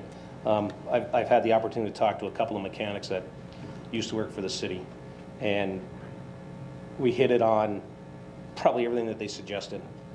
Indoor storage for the equipment was an absolute must. The wash bay for the trucks and equipment was an absolute. And getting more space for the mechanics to work so that you could keep the equipment warm so that they could work on it, and it was easier for them. It will make our equipment last longer because we can now look after it. And they said, you know what, you can do whatever you want with the rest of the building, but you have to have those things so that we can look after and keep the equipment in good repair. So I'm glad that we've done that. And the price, while expensive, is long overdue, and it looks like a great building. I guess when I look at things in minutia, when you design buildings and we have separate washrooms and things like that, why do we never locate them, I'm going to say back to back, so that for plumbing and things like that, we can save on the plumbing end of it? These are kind of spread out a little bit, and I've always wondered why, when we design it, we don't run so you can run your plumbing all in the same area altogether. And that will be the end of my questions. Okay, so through you, Mr. Mayor, I do appreciate that is a very relevant observation on your part, Mr. Elliott, but it's just the nature of the site and the way it worked out in this particular case. We ended up with having that kind of bar at the front, that long bar, and how we could do it was, as you can tell, there's not really a spare inch from the east to the west. So it's just how we were able to maximize the opportunity of the site and create that so we don't have all of that plumbing back to back. But that really only matters. It matters more when you have two or three vertical stacking. So it make whatever economy that might save, it's pretty minuscule in this context. Thank you. Councillor Desmarais. Thank you, Mr. Mayor. I would like us to make this package available to the 2 residents who still have outstanding issues. There are only now 2 property owners that have outstanding issues with the site, which it speaks well to the work that you've done. So if we could satisfy their concerns, we'd be good to go. And so this would be a lot simpler for them to see. I was able to print the reports out for them and drop them off today, but the maps are really tiny and it's kind of hard to read them. This would be much better for them. So if we could get them to them, I would appreciate Mrs. Talby and Mrs. Stewart are in the audience. We can take care of that, Director Hanson. Yes, Mr. Mayor, it's a public document. I'll be happy to give the 2 residents the full package and report. Thank you. Yeah, it's the size that I'm thinking. Councillor Desmarais, are you finished? I am, thank you. Okay. Councillor Bodner, and then Councillor Doucette. Thank you, Mr. Mayor. Through you to the architect. The outdoor storage closest to the fire hall, did you allude to the fact those rectangles in there, are they vehicles or are they, tell me they're not shipping containers or something? Through you, Mr. Mayor, no, they're vehicles. They're vehicles? Yep, they're all trucks. Okay. And the last question is there a cost to get the estimate on possibly going with solar? Or is that a freebie? Well, I will be asking our engineers about that. okay. I mean, it's a, it's a question. There's a cost, absolutely, yeah. Through the mayor, I mean, Councillor Bodner, there's an impact to the structure. Yes. And then there's the cost of the system, and then the implementation of that system, so how it would work. So there's plus incentives. So we have to, yeah, so there might be some incentives, question. but I mean, we can try and put it to our engineers and see. Sure. Where I get all that to build it. Are you going to charge us to give us the estimate? That was my question. Yes. Okay. All right. Fair enough. Thanks. Councillor Doucette. Thank you very much, Mr. Mayor. They more or less answered my question, because one of the things that I just heard is that if we're going to put solar up on the roof, then we have to change all the pre-eng. And so the one comment where we've got this roof that we can put whatever we can for later is not true unless we rebuild it in a different way. So we need all those estimates. I agree we're going to pay for it a little bit, but again, remember it is front-end cost for back-end savings. And that's what we have to take a look at. And that's critical. Okay, yes, it's going to cost us a little bit more, but yes, we're going to save this and the back end. And that's why I want those estimates. Any further questions of council? There being none, thank you very, very much for your presentation. We much appreciate it. Director Hanson, you had indicated earlier that, correct me if I'm wrong, that you were looking for perhaps leave to bring this forward so you go to the next stage of tendering, I think. Mr. Mayor, there is a recommendation to our report, and we'd be looking for adoption of that recommendation if council sees fit. Would we move on that, notwithstanding the concerns and inquiries of Councillor Doucette and Councillor Bodner? Do you have Angie's motion? Pardon me? Angie? Thank you, Mr. Mayor. I just, I had asked for leave of counsel in case the two property owners would like to speak. Oh, yes. Speak to the, yes. Would you like to come forward? Do you have any comments that you'd like to provide councillors with? Come forward, and we'd like to hear from you.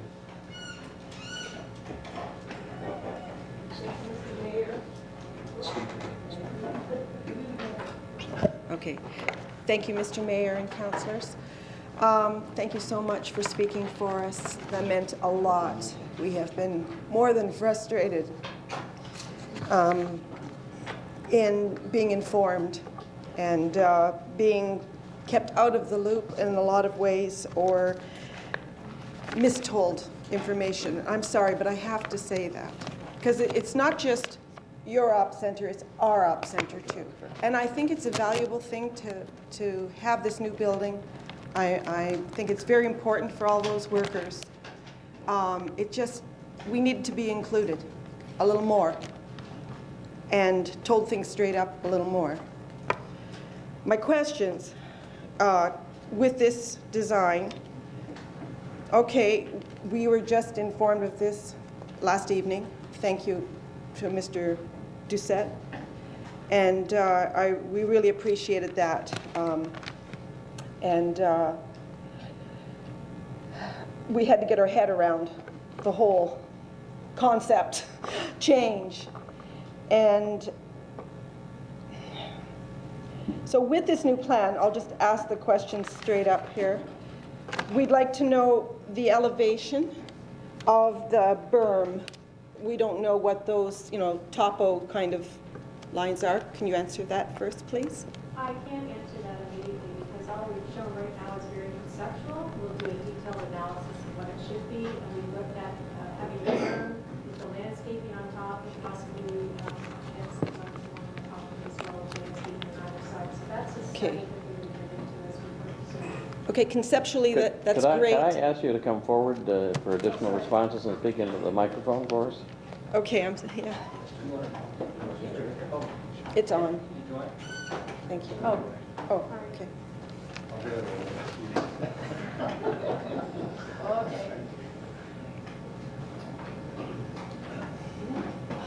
Perhaps you could just comment again, Okay. just go backtrack a little bit. Through you, Mr. Mayor. I'm sorry, I'm getting used to the formality here. We haven't designed the actual height to it yet. We would be doing that once we get into detailed design, because we want to be able to take all of those things into consideration. Right now, what we're showing is this is the intent, so it's just a concept of the berm with the landscaping. There's a fair amount of area there, so we can get some significant height to it. And what we're doing is we're showing it kind of wrapping around a bit, so we're actually protecting, not just to the north, but also to the west a bit. And then along, once the berm ends, you'll see that that dark line right there where we have some sound barrier as well. Yes. Thank you. Is the sound barrier, what kind of material are you using for that? Okay. There's so many materials for a sound barrier. So architecturally, we want it to look attractive. Usually those materials are very dense. so that they will basically stop the sound and absorb it to a certain level. But there's a bunch of different systems, because often they'll use deflection or a texture. Some of them use plant growth as well, which can grow on the back side or on both sides. Another thing to really note too, though, is where the location of that berm is. So where it is actually affects the sound immediately, instead of taking up other sections of the site. So they've left that open and for future or for spatial separation, which really works to the advantage of those homes. If it was spread out or it was configured differently, it would be a much greater effect. So tightening up the site really was looking at the impact to the neighborhood. Do you take in consideration that, like, we're two-story homes and you know, sound gets deflected, and as he said, in the winter, boy, we hear noise travel, and across the water, across the canals. So through the mayor, that was another part of the whole design component. If we have the vehicles driving straight in and getting loaded versus driving in backing up, you're going to have twice as much sound. Additionally, if we are moving all the vehicles from the from the side where we parked all the vehicles, you're going to have way more vehicle traffic versus the salt traffic. So this really kind of minimizes that as front-flowing traffic, the least amount of backing up, and where we do have some backing up, it's internalized within that structure. So that design work all happens as we proceed through, and there's a lot of work to be done on that as we move forward. In appreciating that, under the current design, just that where we go back is the old design that Mr. Doucette had been talking about, which we understood we were going to be looking at. And then thinking that when they first were picking this site, that was one of the things that would have been a consideration, that it fits. So if you're convinced that this can't, I mean, who am I to argue with that? But we do live there, so that that berm and that sound barrier, and I hope you're talking about evergreens on there, not deciduous, it makes a huge difference on what size, and please don't spare on that. Through the mayor, I think that one of the greatest advantages is you have as a local resident and taxpayer, knowing that the people who plant the trees are working in this facility. Perhaps they'll be able to spare planting a few more and maybe a little larger than what we might specify. So I think that works to your advantage, and maybe a good suggestion, but I don't want the cost to escalate, so I'm sure that it can be worked out. It's all about getting it worked out. Thank you. And that's why we're here as well. I mean, it's important, and we really take what you say seriously as designers and architects. And that's why we spoke to everyone who worked at the facility, or a lot of them anyway, all the departments, in trying to make sure that the way that they were working and interacting with the site worked just as well as how the site works within its community. Okay. So one of the things that we were so concerned about, and at least we have that reassurance from what I understand, Mr. Hanson, is that definitely won't go to Port Colborne Drive or heaven forbid Canal Bank. My husband started worrying about that, which I don't blame him. I started thinking, yeah, I don't know what to expect. So that is a huge relief for us, I will say that. It has moved over. The last thing we wanted to know was the distance there, where those ribbons are over to, well, now I can't say the berm, where the building is supposed to be, some kind of, or the fence, something so we could visualize. And if we do get to go out and see this area too, that would be good. To the house? To the salt dome, Could you to press the your mic house, there, yes. please? Could you press your mic? Thank you. Through you, Mr. Mayor, I was asking for a clarification as to what distance we were looking at. Yeah.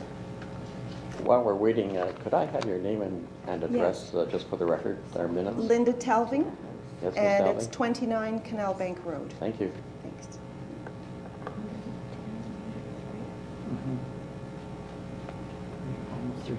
Over 350 feet. It's over 350 feet. Okay. Thank you very much. You're welcome. All right, so if we could have that chance to get out there, that'd be great. And that's all I have to say. Thank you. Thank you, Mr. Mayor. Thank you. Is there anyone else in the body of the council chambers that wishes to comment? Thank you very much. Councilor Doucette? Thank you very much, Mr. Mayor, for your patience. Yeah, Mrs. Stewart and Mrs. Talmberg, we're going to make an appointment and find out when we can, and we will be visiting. That was a promise. We're going to do it, okay? But we have to find out when it's convenient for you and when it's convenient for our staff. We just can't just go out there tomorrow morning. But we'll arrange that, and we'll make sure that happens, okay? And by the way, thank you very much. You've been very good. You've been excellent. And these drawings, I know I've come off strong a bit, but these drawings are excellent, okay? And I really think in getting the answers that you gave us, you really thought of and considered the neighbors. And I think that's important, okay, to remember. But at the same time, it had to be said what I said and so on. But thank you very much for everything you've done. And we need this something fierce. We need it really bad. And it has to happen. It's just that we want to make sure that everything meshes together somehow. And that's what this is all about. Can I also ask through you, sir, to Mr. Hanson, any new documents that come through here, can I request that these ladies, once we've received them as council and it's going into our package, could these two families also receive those documents so that they know ahead of time? And I'm talking about the design documents, anything that has to do with this site.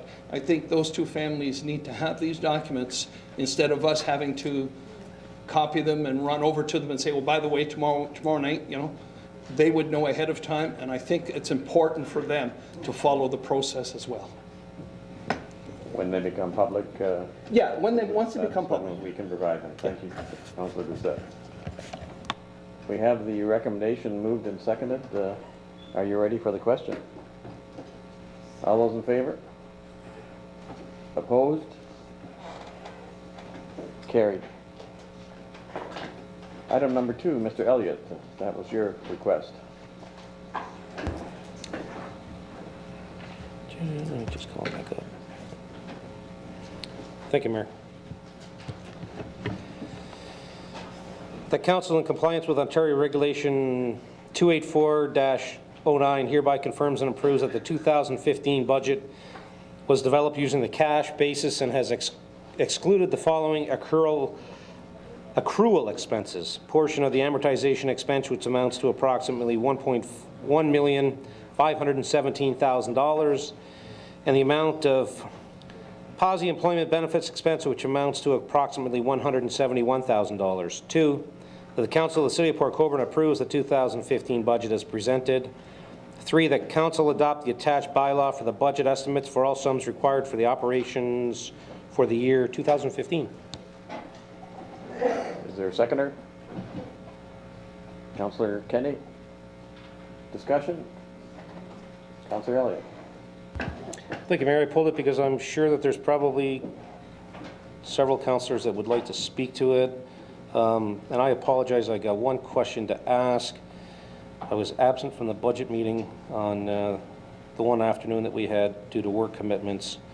And I noticed after review, $70,000 allotted to a Parks and Recreation Master Plan study. Why is the study so expensive, and what are we looking to gain from that? Who's that going through? And I'll ask that to whoever is going to answer. Mr. Hakeem? Yeah, through your worship to Councillor Elliott, that was an outcome from the strategic planning sessions that we had. The Parks and Recreation Master Plan was identified as one of the strategies that we would move forward with. From a budgetary standpoint, I consulted with a few consultants that partake in these studies, and they range in price. There's no question. But a mid-range price is around $70,000. And in fact, I think to kind of validate that even further, the Arts and Culture Master Plan, even though the City Council approved a $25,000 amount, we were able to leverage that with a grant opportunity partnering with the Friends of Roseland Center, which was around a $70,000 window, which is what we expected to be paying. So it kind of falls in line based on the timeline that we had and the average pricing for plans, master plans. Thank you, Harry, because that's the question I was going to ask. How come the arts and culture plans represented 25,000 and this was 70? And it's like, okay, this just doesn't add up. So thanks for that. And I'll reserve questions for a little bit later on as well. Anyone to my right have any comments? Mr. Maine. Yes, I have a couple of questions, and it's not basically what you're going to think they're going to be. It's back to, through you, Mr. Mayor, to Mr. Hakeem. Your package that we saw I think it was the last budget meeting, that talked about the future of your marina endeavors and the development of a store in the old Marlin complex. The issue that I have with that, and I know you brought the manager here, and he may be able to answer some of this too. Nobody in Port Colborne has the opportunity to start up a business and not pay taxes, not pay U-bills, not pay wages, and whatever goes with it. I have some concerns. There's some businesses in town that do sell marine products. They're ratepayers, and they pay a pretty darn good hefty rate. And this would put us in direct competition with them. And as far as I'm concerned, it's kind of like an unfair practice when we're trying to keep businesses going and retention. And here we're starting up another business. You might go back to the fact that there was a business there already that was selling stuff. But they were standalone. Both Mr. Timplain and the Marlin people were standalone. They paid rent. They paid their portion of the taxes, their U-bills, and they still tried to make a go of it. So I have an issue with that being in the budget. And if Mark would like to explain it to me and try to convince me, I would be appreciative of it. Through your worship, I did ask Mark and Chris to come up here because as part of the overall business plan that the Marina had presented to the previous council with respect to undertaking the storage, and the fact that historically they have certainly more inherent knowledge, and I do value that in terms of even the knowledge I get from various members of the Marina. And they can speak to some of the details and a historical perspective as to how the Marina operated a marine supply setup. Mr. Minor, can you come forward and press the little red button for the mic?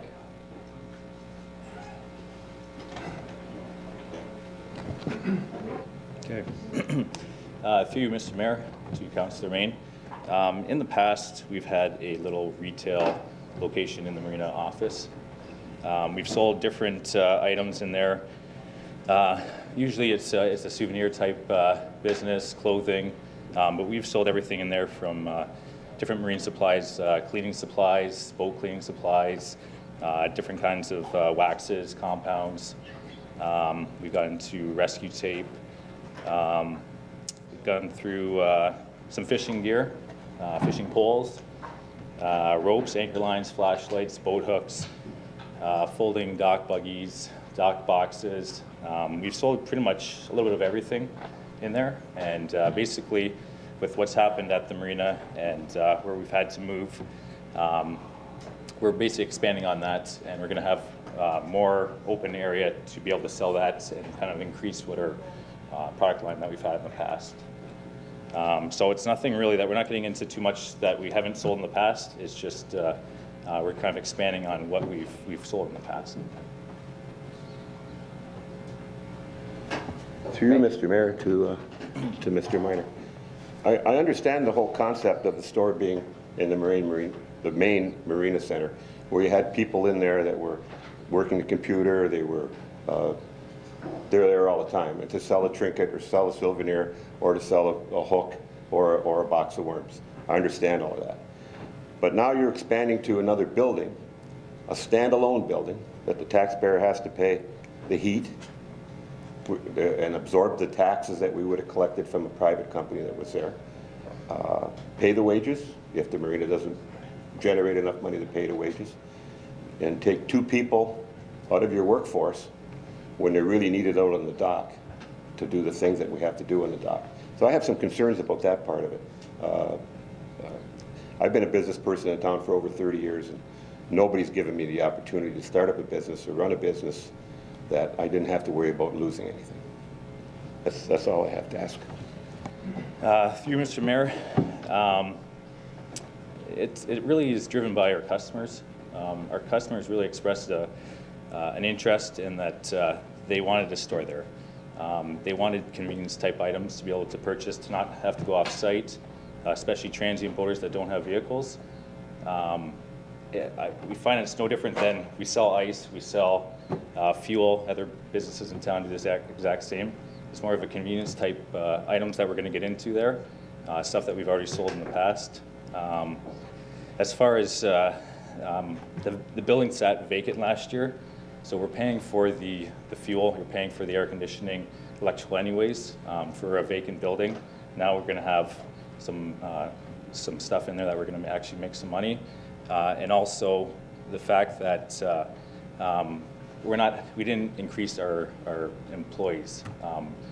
Chris, who's the marina coordinator, he sat in the office at the other marina building. His office is basically going to be there. He's not getting any more hours during the summer or anything like that. The hours are going to be the same. It's basically, we're going to be operating out of both areas, so there's really going to be no increase in staff wages or anything. I hope that answers some of your questions. Could I just ask Mr. Sinez to make a comment, and then we'll go to Ms. Desmarais, and then I'll go back to Mr. Main. Thank you, Mr. Mayor. Through you, Mr. Mayor, I guess just to expand on what Mark is saying is that I think the whole idea was that we had the additional, we do have the additional space, additional building, and to provide more presence within the marina itself, that we would ensure that we were staffing that building for a couple of reasons. One, it's also closer to the storage area, the fuel area. It also gives sight lines on the one section of the marina where you can't see it from the other buildings. So basically the whole idea was to have one of our supervisors in the one building and one in the other building, and then being able to utilize that space to our advantage as a whole, and provide really that better customer service that we've been trying to enhance. That so we're able to customers are able to come into that building for a particular reason if they're looking for any particular item that we've usually sold in the past, and also to provide, as Mark said, to provide the customers a service so that when they are looking for that small piece of product or thing for their boat, that we don't have to shuttle them, because at times we've had to shuttle our boaters out to places to wherever they would have to go. So, and that takes staff person away from the marina also, and it takes the vehicle away from the marina. So it's more along the same lines of expanding what council had approved before, which was making the marina more customer oriented and provide more service to our customers, and expand on our profitability also of the marina as a whole. And so, as Mark said, it's not at this point, it's not taking up any additional staff time or staff wages. But what we are looking at doing is trying to see what we can do for the customer to provide better customer service and provide that information to the ratepayers or to the boaters. And the fact that it's closer to the fuel center, we don't have staff that have to be pulled away from off the docks or out of the other building, that they're there and it's closer and they're able to get to that building and back and provide that service a little bit better to anybody that's looking for fuel fill-ups. So it's a combination of a number of things that we're looking at. We're hoping to have Pokemar upstairs, and it basically it provides us more eyes on the overall facility. Mrs. Desmarais? Thank you, Mr. Mayor. Through you to Mark. Mark, Peter has covered a lot of what I was going to ask you and what I was going to say, but so it's my understanding that your customers have an expectation that this kind of service would be provided in a marina. So going forward with it would make good sense that way. And there's no one else that from the business community that has approached and been interested in doing this kind of thing. Is that correct?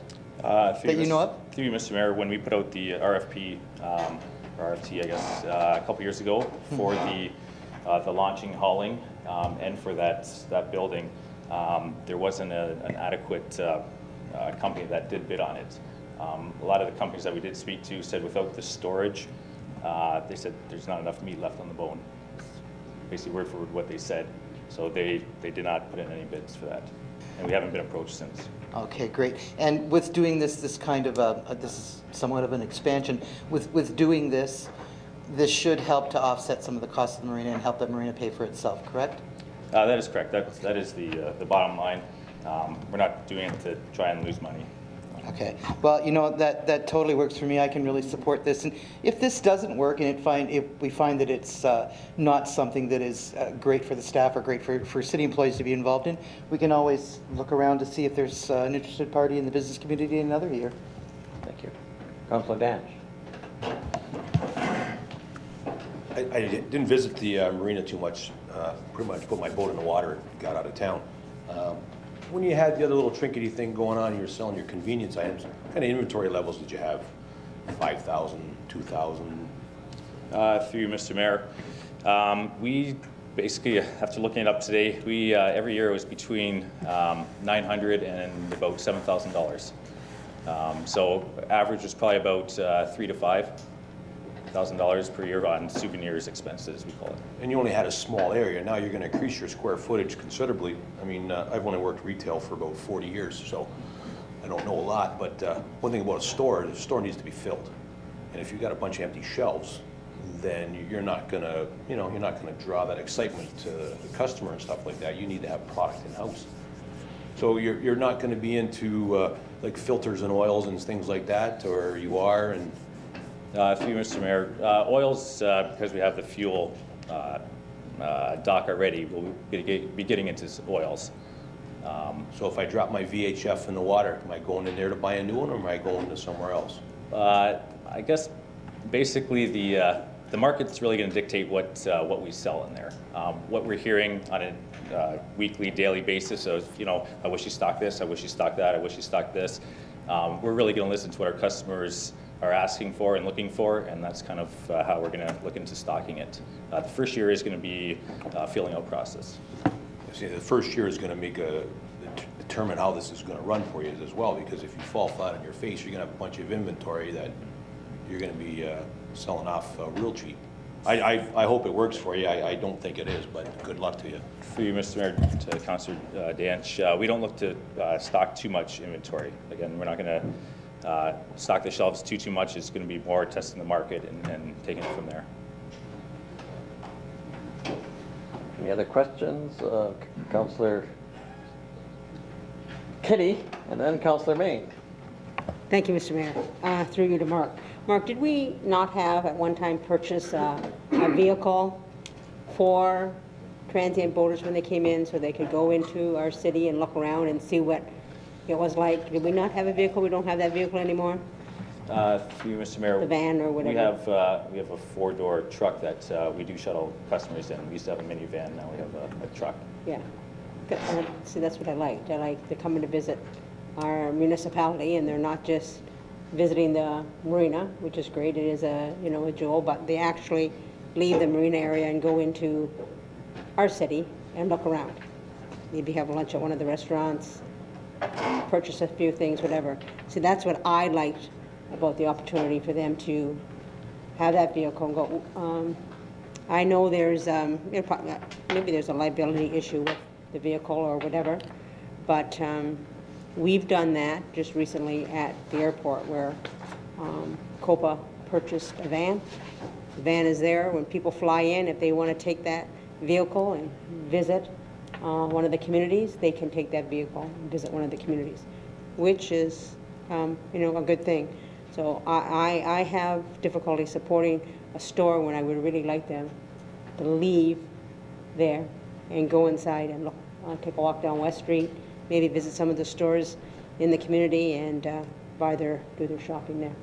Thanks, Mark. Just to comment through you, Mr. Mayor, I think, and it's something that maybe we can look into this year, is where we do shuttle our customers. But I would say the majority is for restaurants, grocery, 7-Eleven, that type of thing. But I would say restaurants is pretty much 80 to 90% of it. So that's not going to take away from that at all. Councillor Main. Thank you, Mr. Mayor. Through you to Mr. Minor. My father-in-law passed away a couple weeks ago, and we were just going through some of his collections of stuff, and boxes of stuff. And I found a few vote for Bill Augustine for mayor, and the issues back then were exactly the same as the issues are today. Nothing's changed in 30 years. So my point is to sell it to the ratepayers back when they built the marina, because there was lots of people that were against it. I mean, they started out with a really nice Taj Mahal, and they cut it down to what we have now. And the way they sold it to the taxpayers was their slogan was, we're bringing people into Port Colborne so they could come to Port Colborne. We're not bringing people to the marina to keep them at the marina. And that was the issue. They wanted people to come into Port Colborne and go to the different shops and go to where they had to go. And having said that, I do quite a bit of boating in the summertime. I've been to a lot of public marinas on both sides of the border. Public marinas, you'll never, ever find a marina outlet store.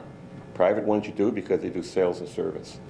But I wish you well with this venture, and I would like to see at the end of the season whether you could pay 2 wagers out of $500 to, or it was $900 to $7,000 worth of inventory. Don't think it's going to happen unless you mark it up 500%. That's enough for me. Thank you very much. Anyone else? There being none, we have a recommendation moved and seconded. Ready for the question? All those in favor? Oh.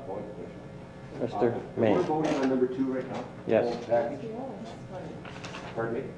Or just the, right. Okay. All right. Yes.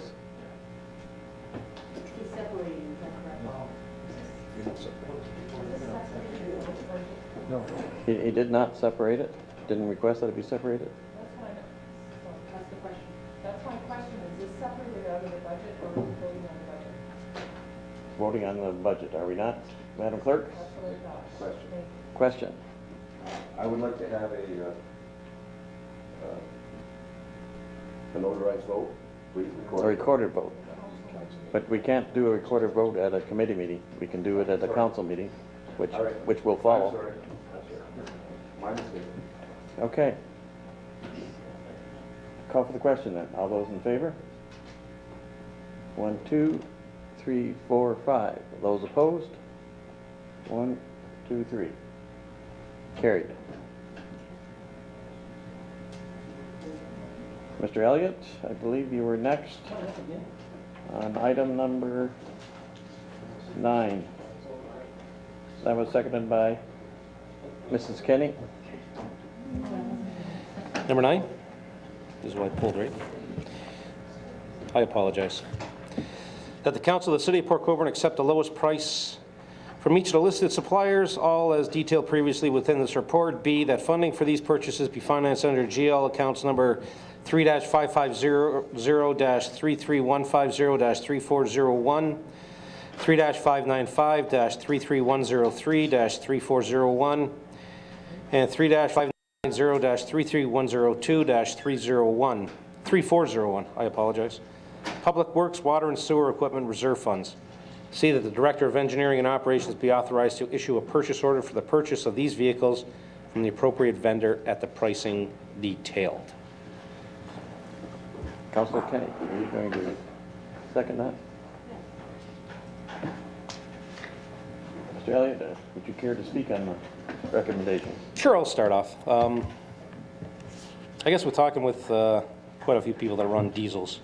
This issue seemed to get more traction than a whole lot of other things. I'm shaking my head over what gets people's attention and what doesn't. And it's funny because all the guys that I know that run diesel all say, no, don't buy diesels for your city, for your cars and trucks that aren't really working hard or driving a long distance. The extra money that it costs to buy them and the upkeep on them. And if you're not going to keep them for 20 or 30 years, there's no sense of buying diesel engines, because diesel is made to work hard. And it's, then I had another guy that told me the other day, he says, oh, you got to go buy the diesels, and he's a mechanic. And I'm like, okay, you guys are confusing me. So I get it that when we're looking at the 3-ton cab and chassis, yeah, that's diesel because what it's going to do. But when we're running stuff like half tons and 1 tons, utility vans, you know, the crossover SUV, I think Councillor Kenny actually had sent that out in an email. Why are we looking at a crossover SUV? Why can't we just buy a car? I don't understand that. There's questions that run through my mind. So I would be against the diesels in most of the formats, but when you're looking at the dump trucks and things that are gonna handle weight and pull things, for sure. And I guess one question is, why do we not look at any alternative fuel vehicles? We're looking at either gas or diesel, but we don't look at anything alternative, no hybrids,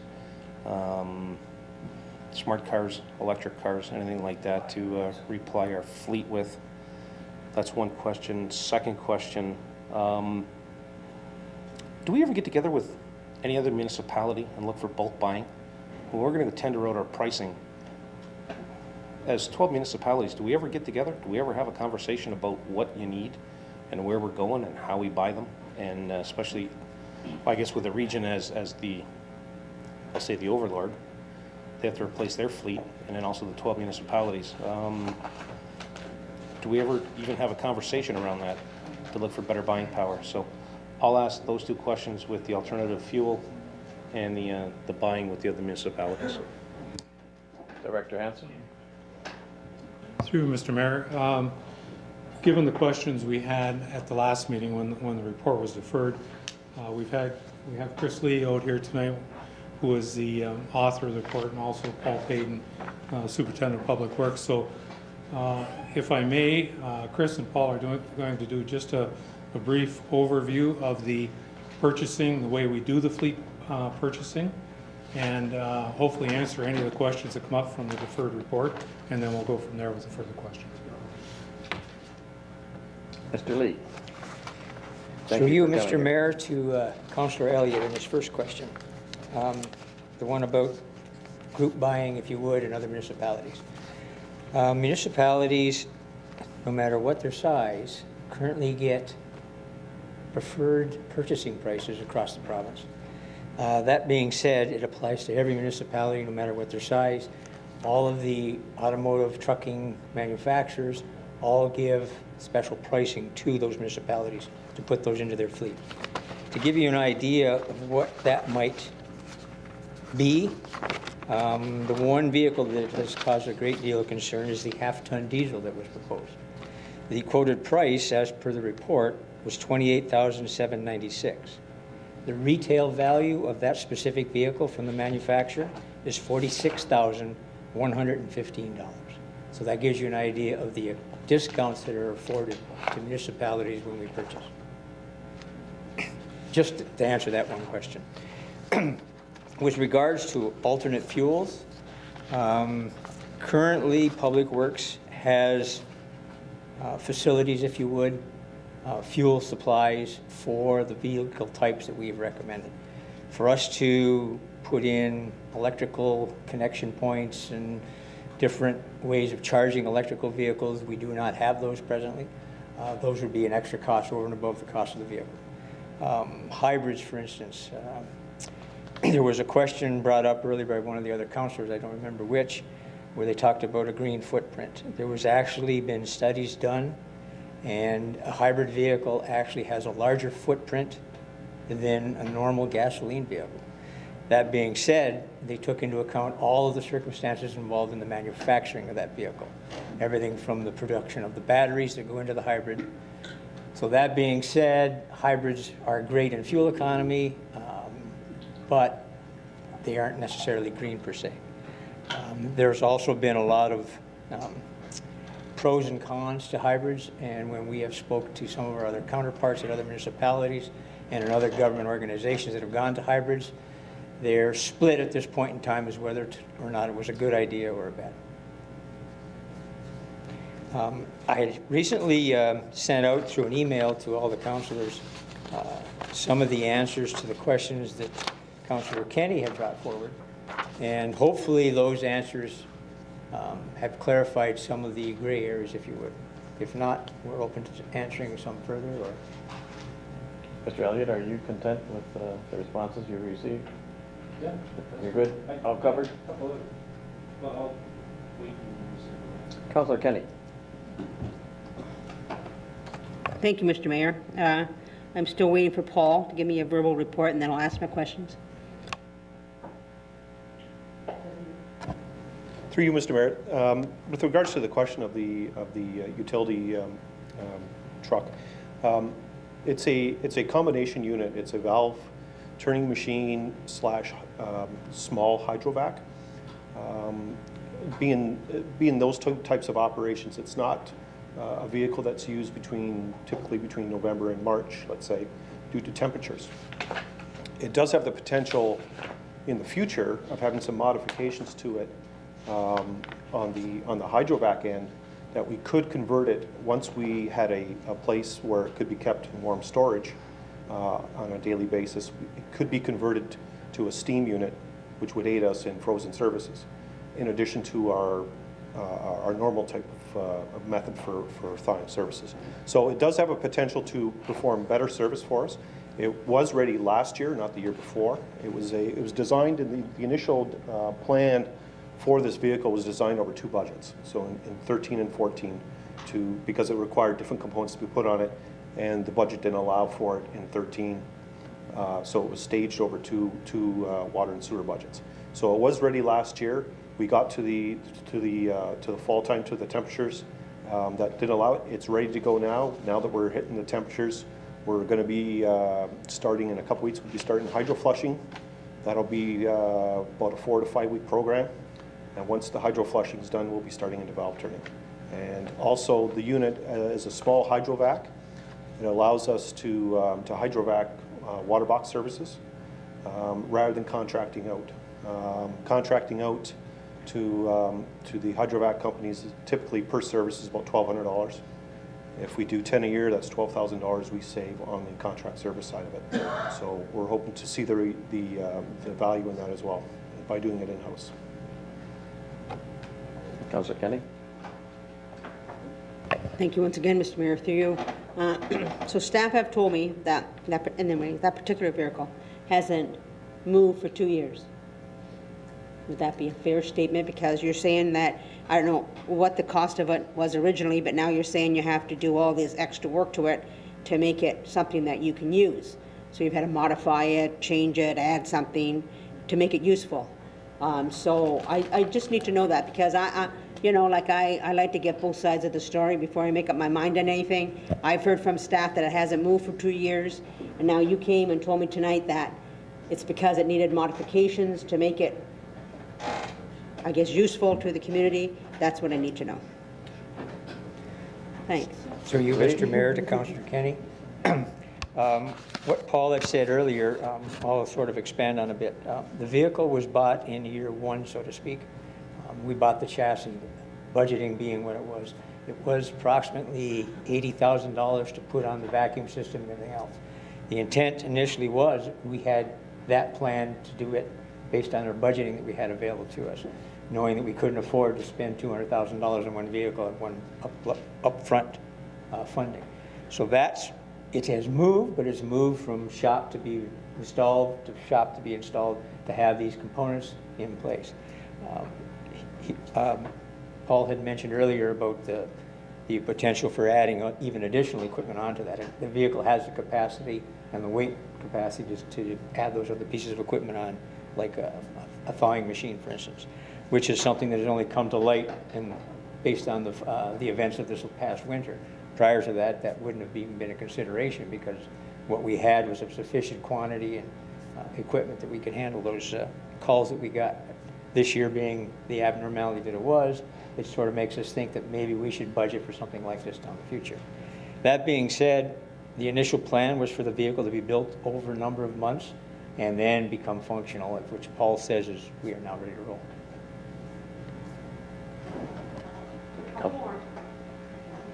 Okay, thank you. First of all, I want to tell you, as I told you in my email, I'm not against the purchase of new vehicles. We need to do that. Some of the ones you had on there with their ages and all that, they need to be replaced. Thank you for sending me an inventory. I gave it to all staff members of the vehicles that we have in place. But you haven't convinced me. You haven't convinced me that diesel is the way to go. Definitely for the bigger vehicles, yes. But even in your report you sent to all of us, let me just find that line, because you say that diesel is the way to go. Whenever, sorry, I found it. Whenever a vehicle is intended to accumulate high mileage or heavy use, a diesel option, when available from the manufacturer, has been chosen. And on those particular ones, fine. But the ones that I see our staff just driving in town, wherever, wherever they're going, I do not feel that we require a diesel engine. I have no problem supporting the new vehicles if they're gas. The bigger ones that you have proposed on here, most definitely they need to be diesel. But no one's convinced me. I've heard from several salesmen who've called me when they said I guess they got Councillor Bodner's quote, "Since when did you become an expert?" And I am not an expert. I don't think any of us are. You're going by what the information that you've read and received, and that's why you're recommending that, because you read information and you believe that I've read information, and I still am not convinced that the smaller vehicles that we have to be diesel. I think they can be gas. I think we can have just as much savings with that. When it's time to replace them, you've done well with some of these. They're 10 years old, 12 years old. That's unbelievable. And we're still using them. That's because they've been maintained well. That's why they've stayed, because our mechanics have maintained them well. And I appreciate that, but I will not support all of these vehicles that you have in here being diesel. Thank you. Councillor Maine, did I see your little pinky go up? You sure did. Through you, Mr. Mayor, to Mr. Lee. This is a good report. I like it. It's easy to read. And like B, I probably received more calls and more emails about the city buying diesel trucks for anything under a ton. The last one I got was from the fellow Euston Canadian Tire, and he had 2 diesel trucks. I received a call from the guy that owns CAA Niagara, and they're changing their fleet all back to gas, and they had diesel. The bigger trucks are going to stay. Anything over 3 tons, they're keeping diesel. Anything under that, they're going back to gas.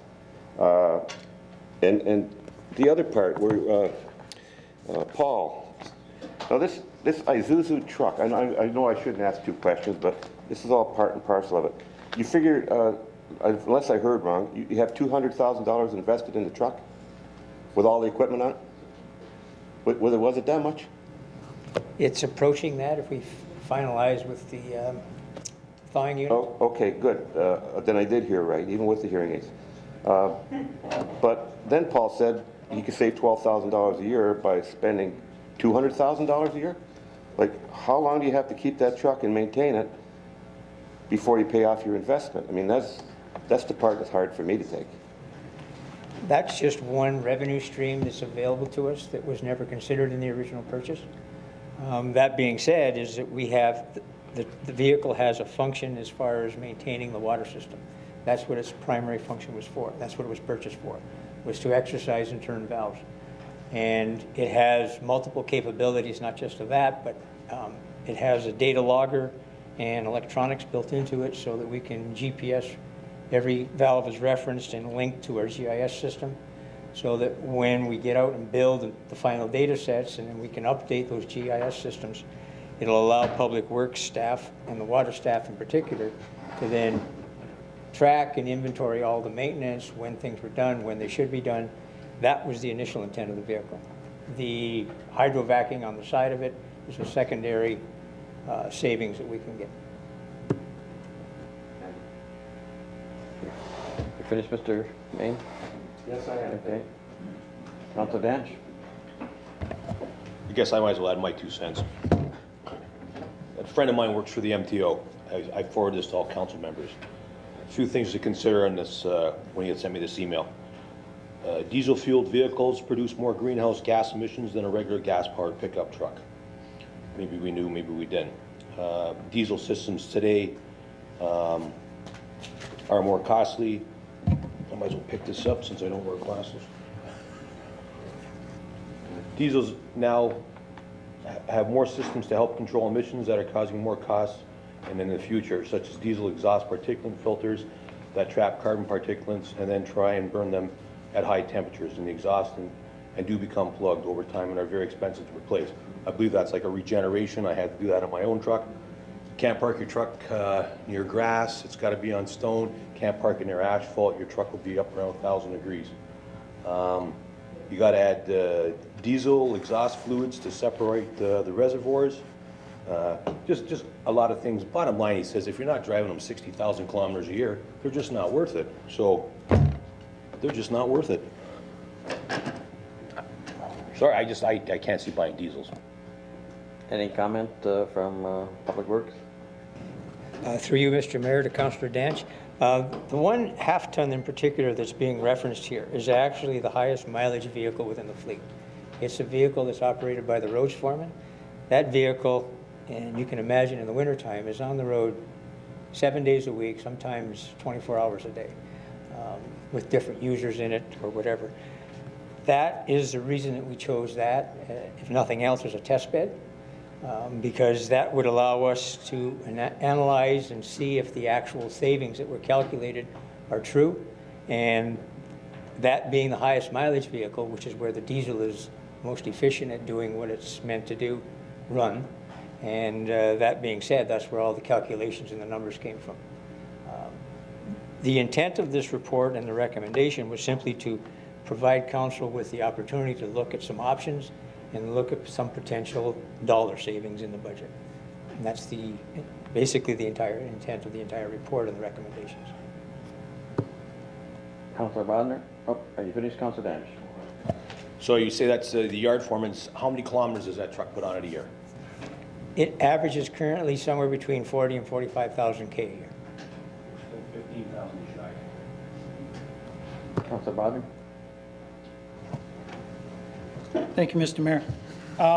Chris, I wonder whether you'd be able to share, Council all got the email you sent us that you did some comparisons and savings.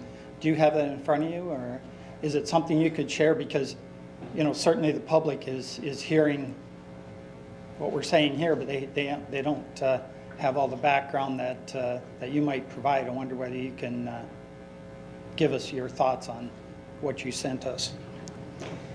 Through you, Mr. Mayor, to Councillor Bodnar. Yes, I can do that quite easily. What we did in doing our potential savings calculations on diesel versus gasoline is we went to the Transport Canada Natural Resources website testing, which are all of the test results that every manufacturer has to subject their vehicles to. That being said, we used city fuel ratings because in realistic terms, our trucks are going to spend 75 to 80% of their time running around town in city ratings, very little highway use. The lowest priced gasoline vehicle that was received in the tender process has a Transport Canada rating of 20 miles per gallon. The diesel that we have recommended in the report has a rating of 27 miles per gallon city. The current pickup truck that is used for this function is rated at 16 miles per gallon. That being said, the diesel, based on the Transport Canada fuel ratings, is 35% better fuel economy than the newest gasoline and about 40-some-odd% better than the current vehicle that's running.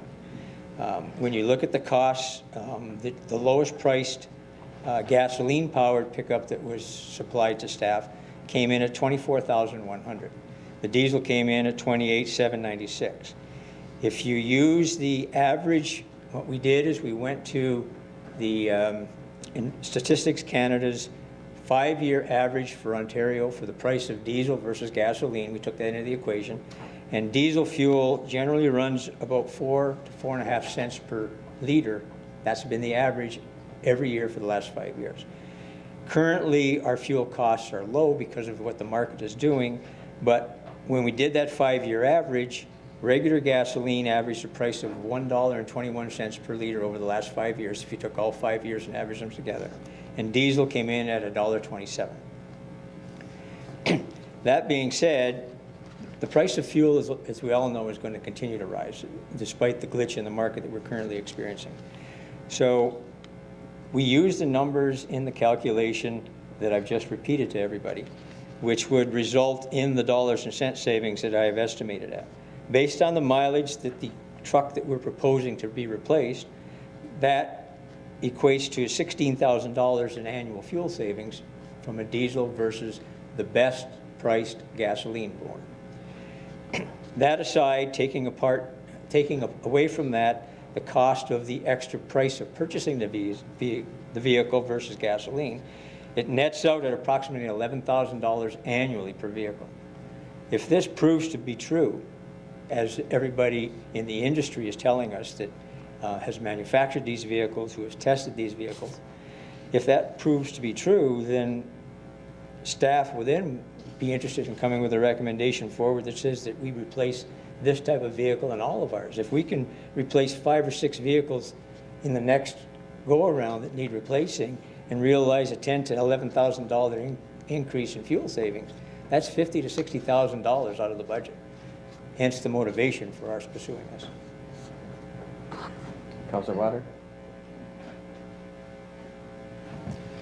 So in saying that, whatever we decide tonight, if we truly, I have no reason to dispute those figures, and we're getting conflicting figures, but only, not hearsay, but, people that have driven these trucks. But the only true way that we're going to find out whether this is, going to happen is we need at least 1 or 2 of those trucks on the road so that we can do that comparison, at the end of 5 years or whenever we think it is. You'll track it every year, I'm sure. So, at some point, if it is true, then long after we're gone, people will be using diesel at the yard. If it isn't true, then we run them out and go back to gas at the end. But everybody I talked to, even when people that had diesel trucks, they always put a qualifier in if they weren't sure about it, that it's really hard to compare because you have to have a gas truck doing exactly what a diesel truck is doing to get, a fair comparison. So I don't know how we're not going to get a comparison. And sometimes it's about, Councilor Doucette said he wants to spend money on solar panels, hoping to get something back. Well, I'd like to take a chance on some diesel vehicles with taking into account the information you've given us. In an ideal world, if it works out, there's savings to be had. You could get a clunker and you have to repair it at some point. We've had that before in gas vehicles, where a certain vehicle was problematic. But, I for one would be voting to try 1 or 2 of these pickups, and the ones, like you said, that are going to get a little heavier work, to really be able to compare. And then a council in the future, whether we're sitting around this table or whatever, they'll have real on-the-ground numbers of the work we're doing at the yard. So that's my thoughts on it. Councilor Demarais, we have to move on. Okay, I'm just going to be very quick, Mr. Mayor. Thank you so much. Through you to Chris, thank you so much for explaining everything tonight and for bringing this information forward. Coming into tonight, I had called several people and asked the question, like all the other councillors did, and I had almost a balance going diesel, gas. So I was really stuck as to what to say or do. But I'm siding with Councillor Bodner, and I think it's worth going forward and giving it a try. Thank you. Councilor Elliott, just one, remember? Chris, can you read those numbers again?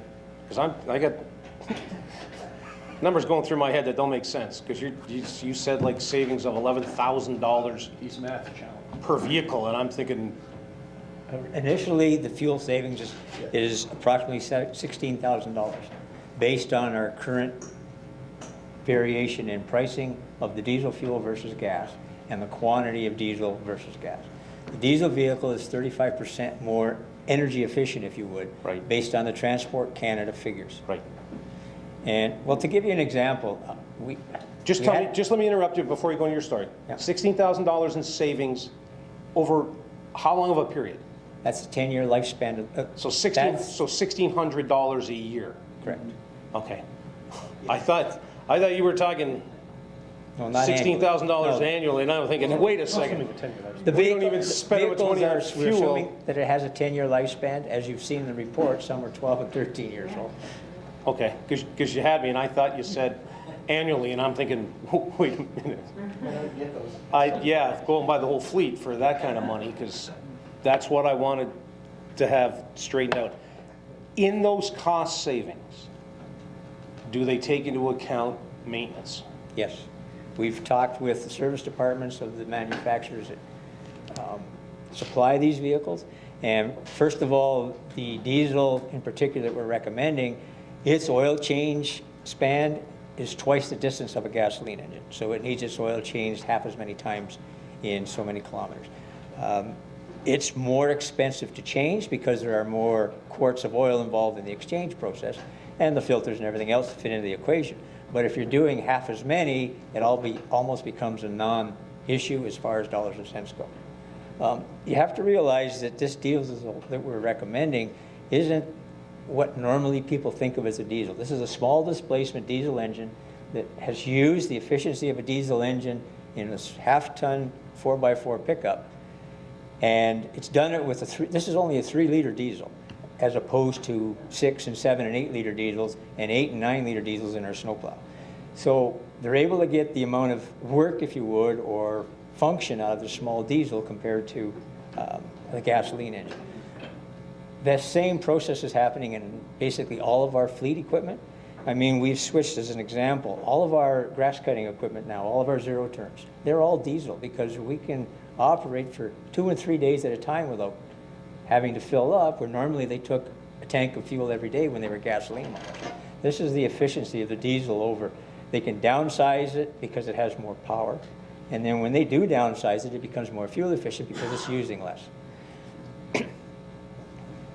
I'm gonna make a liar of me, and I just got one final one. Will this extend the life expectancy of our fleet then? Because these engines will run literally forever. So if we're looking at flipping our fleet every 10 years, give or take, you could almost look at doubling the life expectancy of your fleet, because these vehicles will literally go 500,000 miles, which you're looking at 800,000 kilometers, which should be forever for us. But that's, through you, Mr. Mayor, to Councillor Elliott, our biggest problem would be able to keep the wheels underneath the motor. So the new car wash in the new lab center, that shouldn't be a problem. I withdraw that comment. I believe we've exhausted our discussion, and we've had it moved and seconded. Any further discussion? There being none, call the question. All those in favor? 1, 2, 3, 4. Opposed? 4. It's a tied vote. I vote in favor of the recommendation. We have completed the discussion of all the items that were exempted. Moving on now to, are there any notices of motion? There being none, I'd move to adjourn the committee of the whole meeting. Moved by Councillor Bodner, seconded by Councillor Desmarais.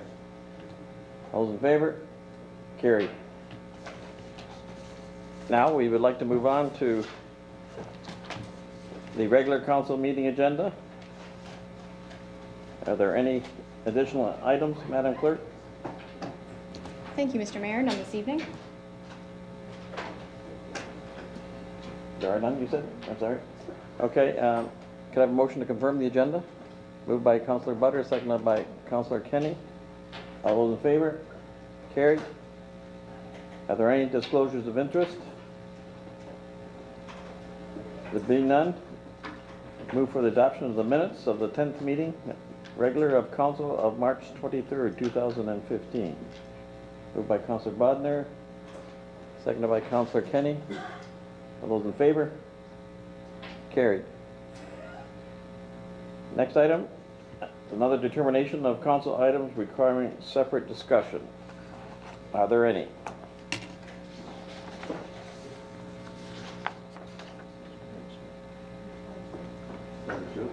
Item 2.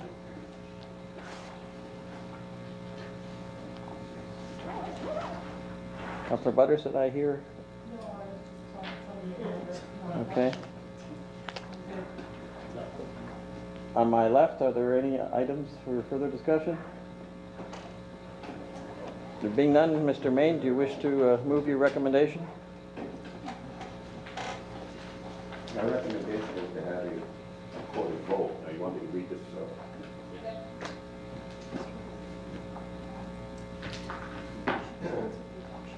That the council, in compliance with Ontario Regulator 254028, I'm tired. Hereby confirms and approves that the 2015 budget was developed using the cash basis and has excluded the following actual expenses, a portion of the amortization expense, which amounts to approximately $1,517,000, and the amount of post-deployment benefits expense, which amounts to approximately $171,000. That the council of the city of Port Colborne approves the 2015 budget as presented. That the council adopt the attached bylaw for the budget estimated for all sums required for the operation of the year of 2015. Is there a seconder? The recommended Councilor Butters. Mr. Main, do you wish to discuss? Yes. I want to pull the marina portion of the budget for the store for the reasons I gave in the committee. Do you need any more discussion than that? There may be others that we wish to discuss. Let's go ahead, Councilor. I hope so. Kenny? No, Mr. Mayor, just a question of the clerk. That would be pulled separate from the budget, because I, like Councillor Main, I'm in favor of the budget the way it is, except I do have, I would like a recorder vote on the marina item, because I am not in favor of that.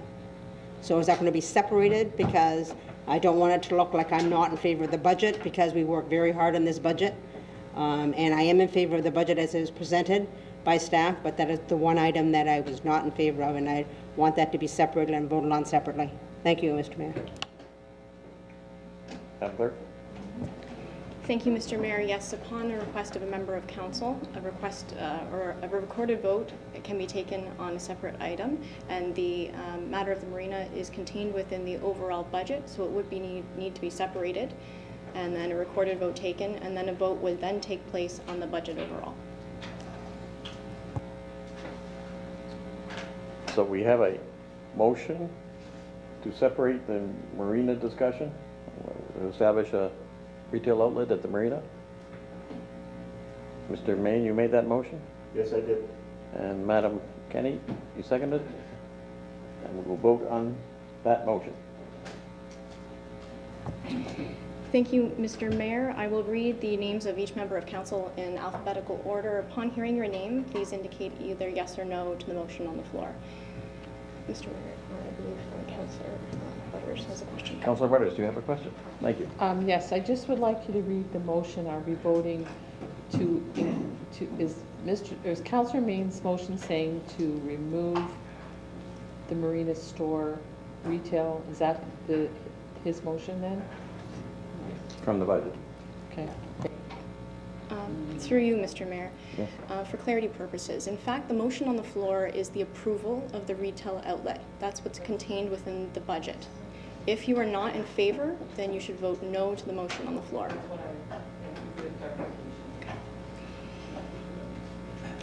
Councillor Bodnar? Yes. Councillor Butters? Yes. Councillor Danch? Councillor Desmarais? Yes. Councillor Doucette? Yes. Councillor Elliott? No.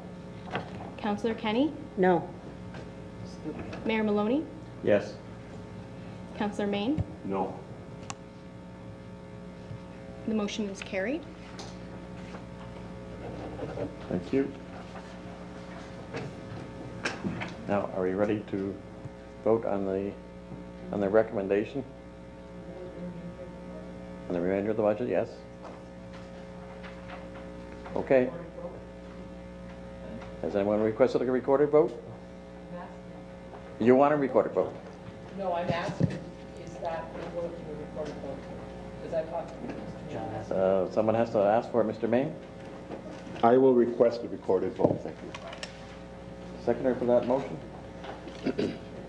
All those in favor? That was a Councillor Danch that seconded that. All those in favor? Carried.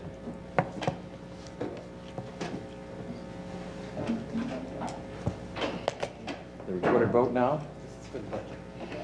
Councillor Bodnar? Yes. Councillor Butters? Yes. Councillor Danch? Councillor Desmarais? Yes. Councillor Doucette? Yes.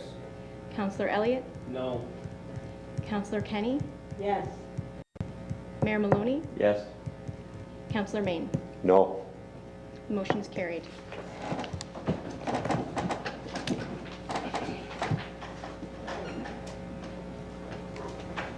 Could we have I believe that's the only one. We have adoption of council items not requiring separate discussion. Moved by Councillor Kenny, seconded by Councillor Desmarais. Any questions or discussion? There being none, call for the question. All those in favor? Opposed, if any? Carried. Are there any proclamations tonight, Madam Clerk? There are not. We have a number of minutes of boards, commissions, and committees. First is the minutes of the Canal Days Advisory Committee meeting of January 28, 2015, and February 18, 2015. Perhaps we can vote on these in bulk. The second one, number B, is minutes of the Port Colborne Downtown Business Improvement Area meeting of March 11, 2015, and the annual general meeting of February 11, 2015, and the minutes of the Environment Advisory Committee meeting of February 11, 2015. A motion to accept the minutes. Councillor Kenny, seconded by Councillor Desmarais. Call for the question. All those in favor? Opposed? Carried. Any notice of motion again? There be none.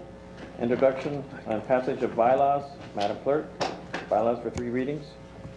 Thank you, Mr. Mayor, that the following bylaws be read 3 times and finally passed. Bylaw 62144015 being a bylaw to amend bylaw 49581407, being a bylaw to authorize entering into an agreement with the Niagara Community Foundation to establish and operate the Port Colborne Community Fund. Bylaw 62154115 being a bylaw to appoint members to the Downtown Business Improvement Area Board of Management. Bylaw 62164215 being a bylaw to authorize entering into a contract agreement respecting the establishment and maintenance of a full-time family medicine practice. Bylaw 62174315 being a bylaw to appoint an acting building inspector. And finally, bylaw 62184415 being a bylaw to adopt the estimates for the City of Port Colborne for its own operations for the year 2015. Call for a motion to move those bylaws. Councillor Main, seconded by Councillor Desmarais. Any discussion? Being none, call for the question. All those in favor? Against? Opposed? Carried. Confirmatory bylaw, Madam Clerk. Thank you, Mr. Mayor, that the following bylaw be read 3 times and finally passed. Bylaw 62194515 being a bylaw to adopt, ratify, and confirm the proceedings of the Council of the Corporation of the City of Port Colborne at its special and regular meetings of April 13, 2015. All those in favor? Moved by Councillor Doucette, seconded by Councillor Butters. All those in favor? Opposed? It's carried.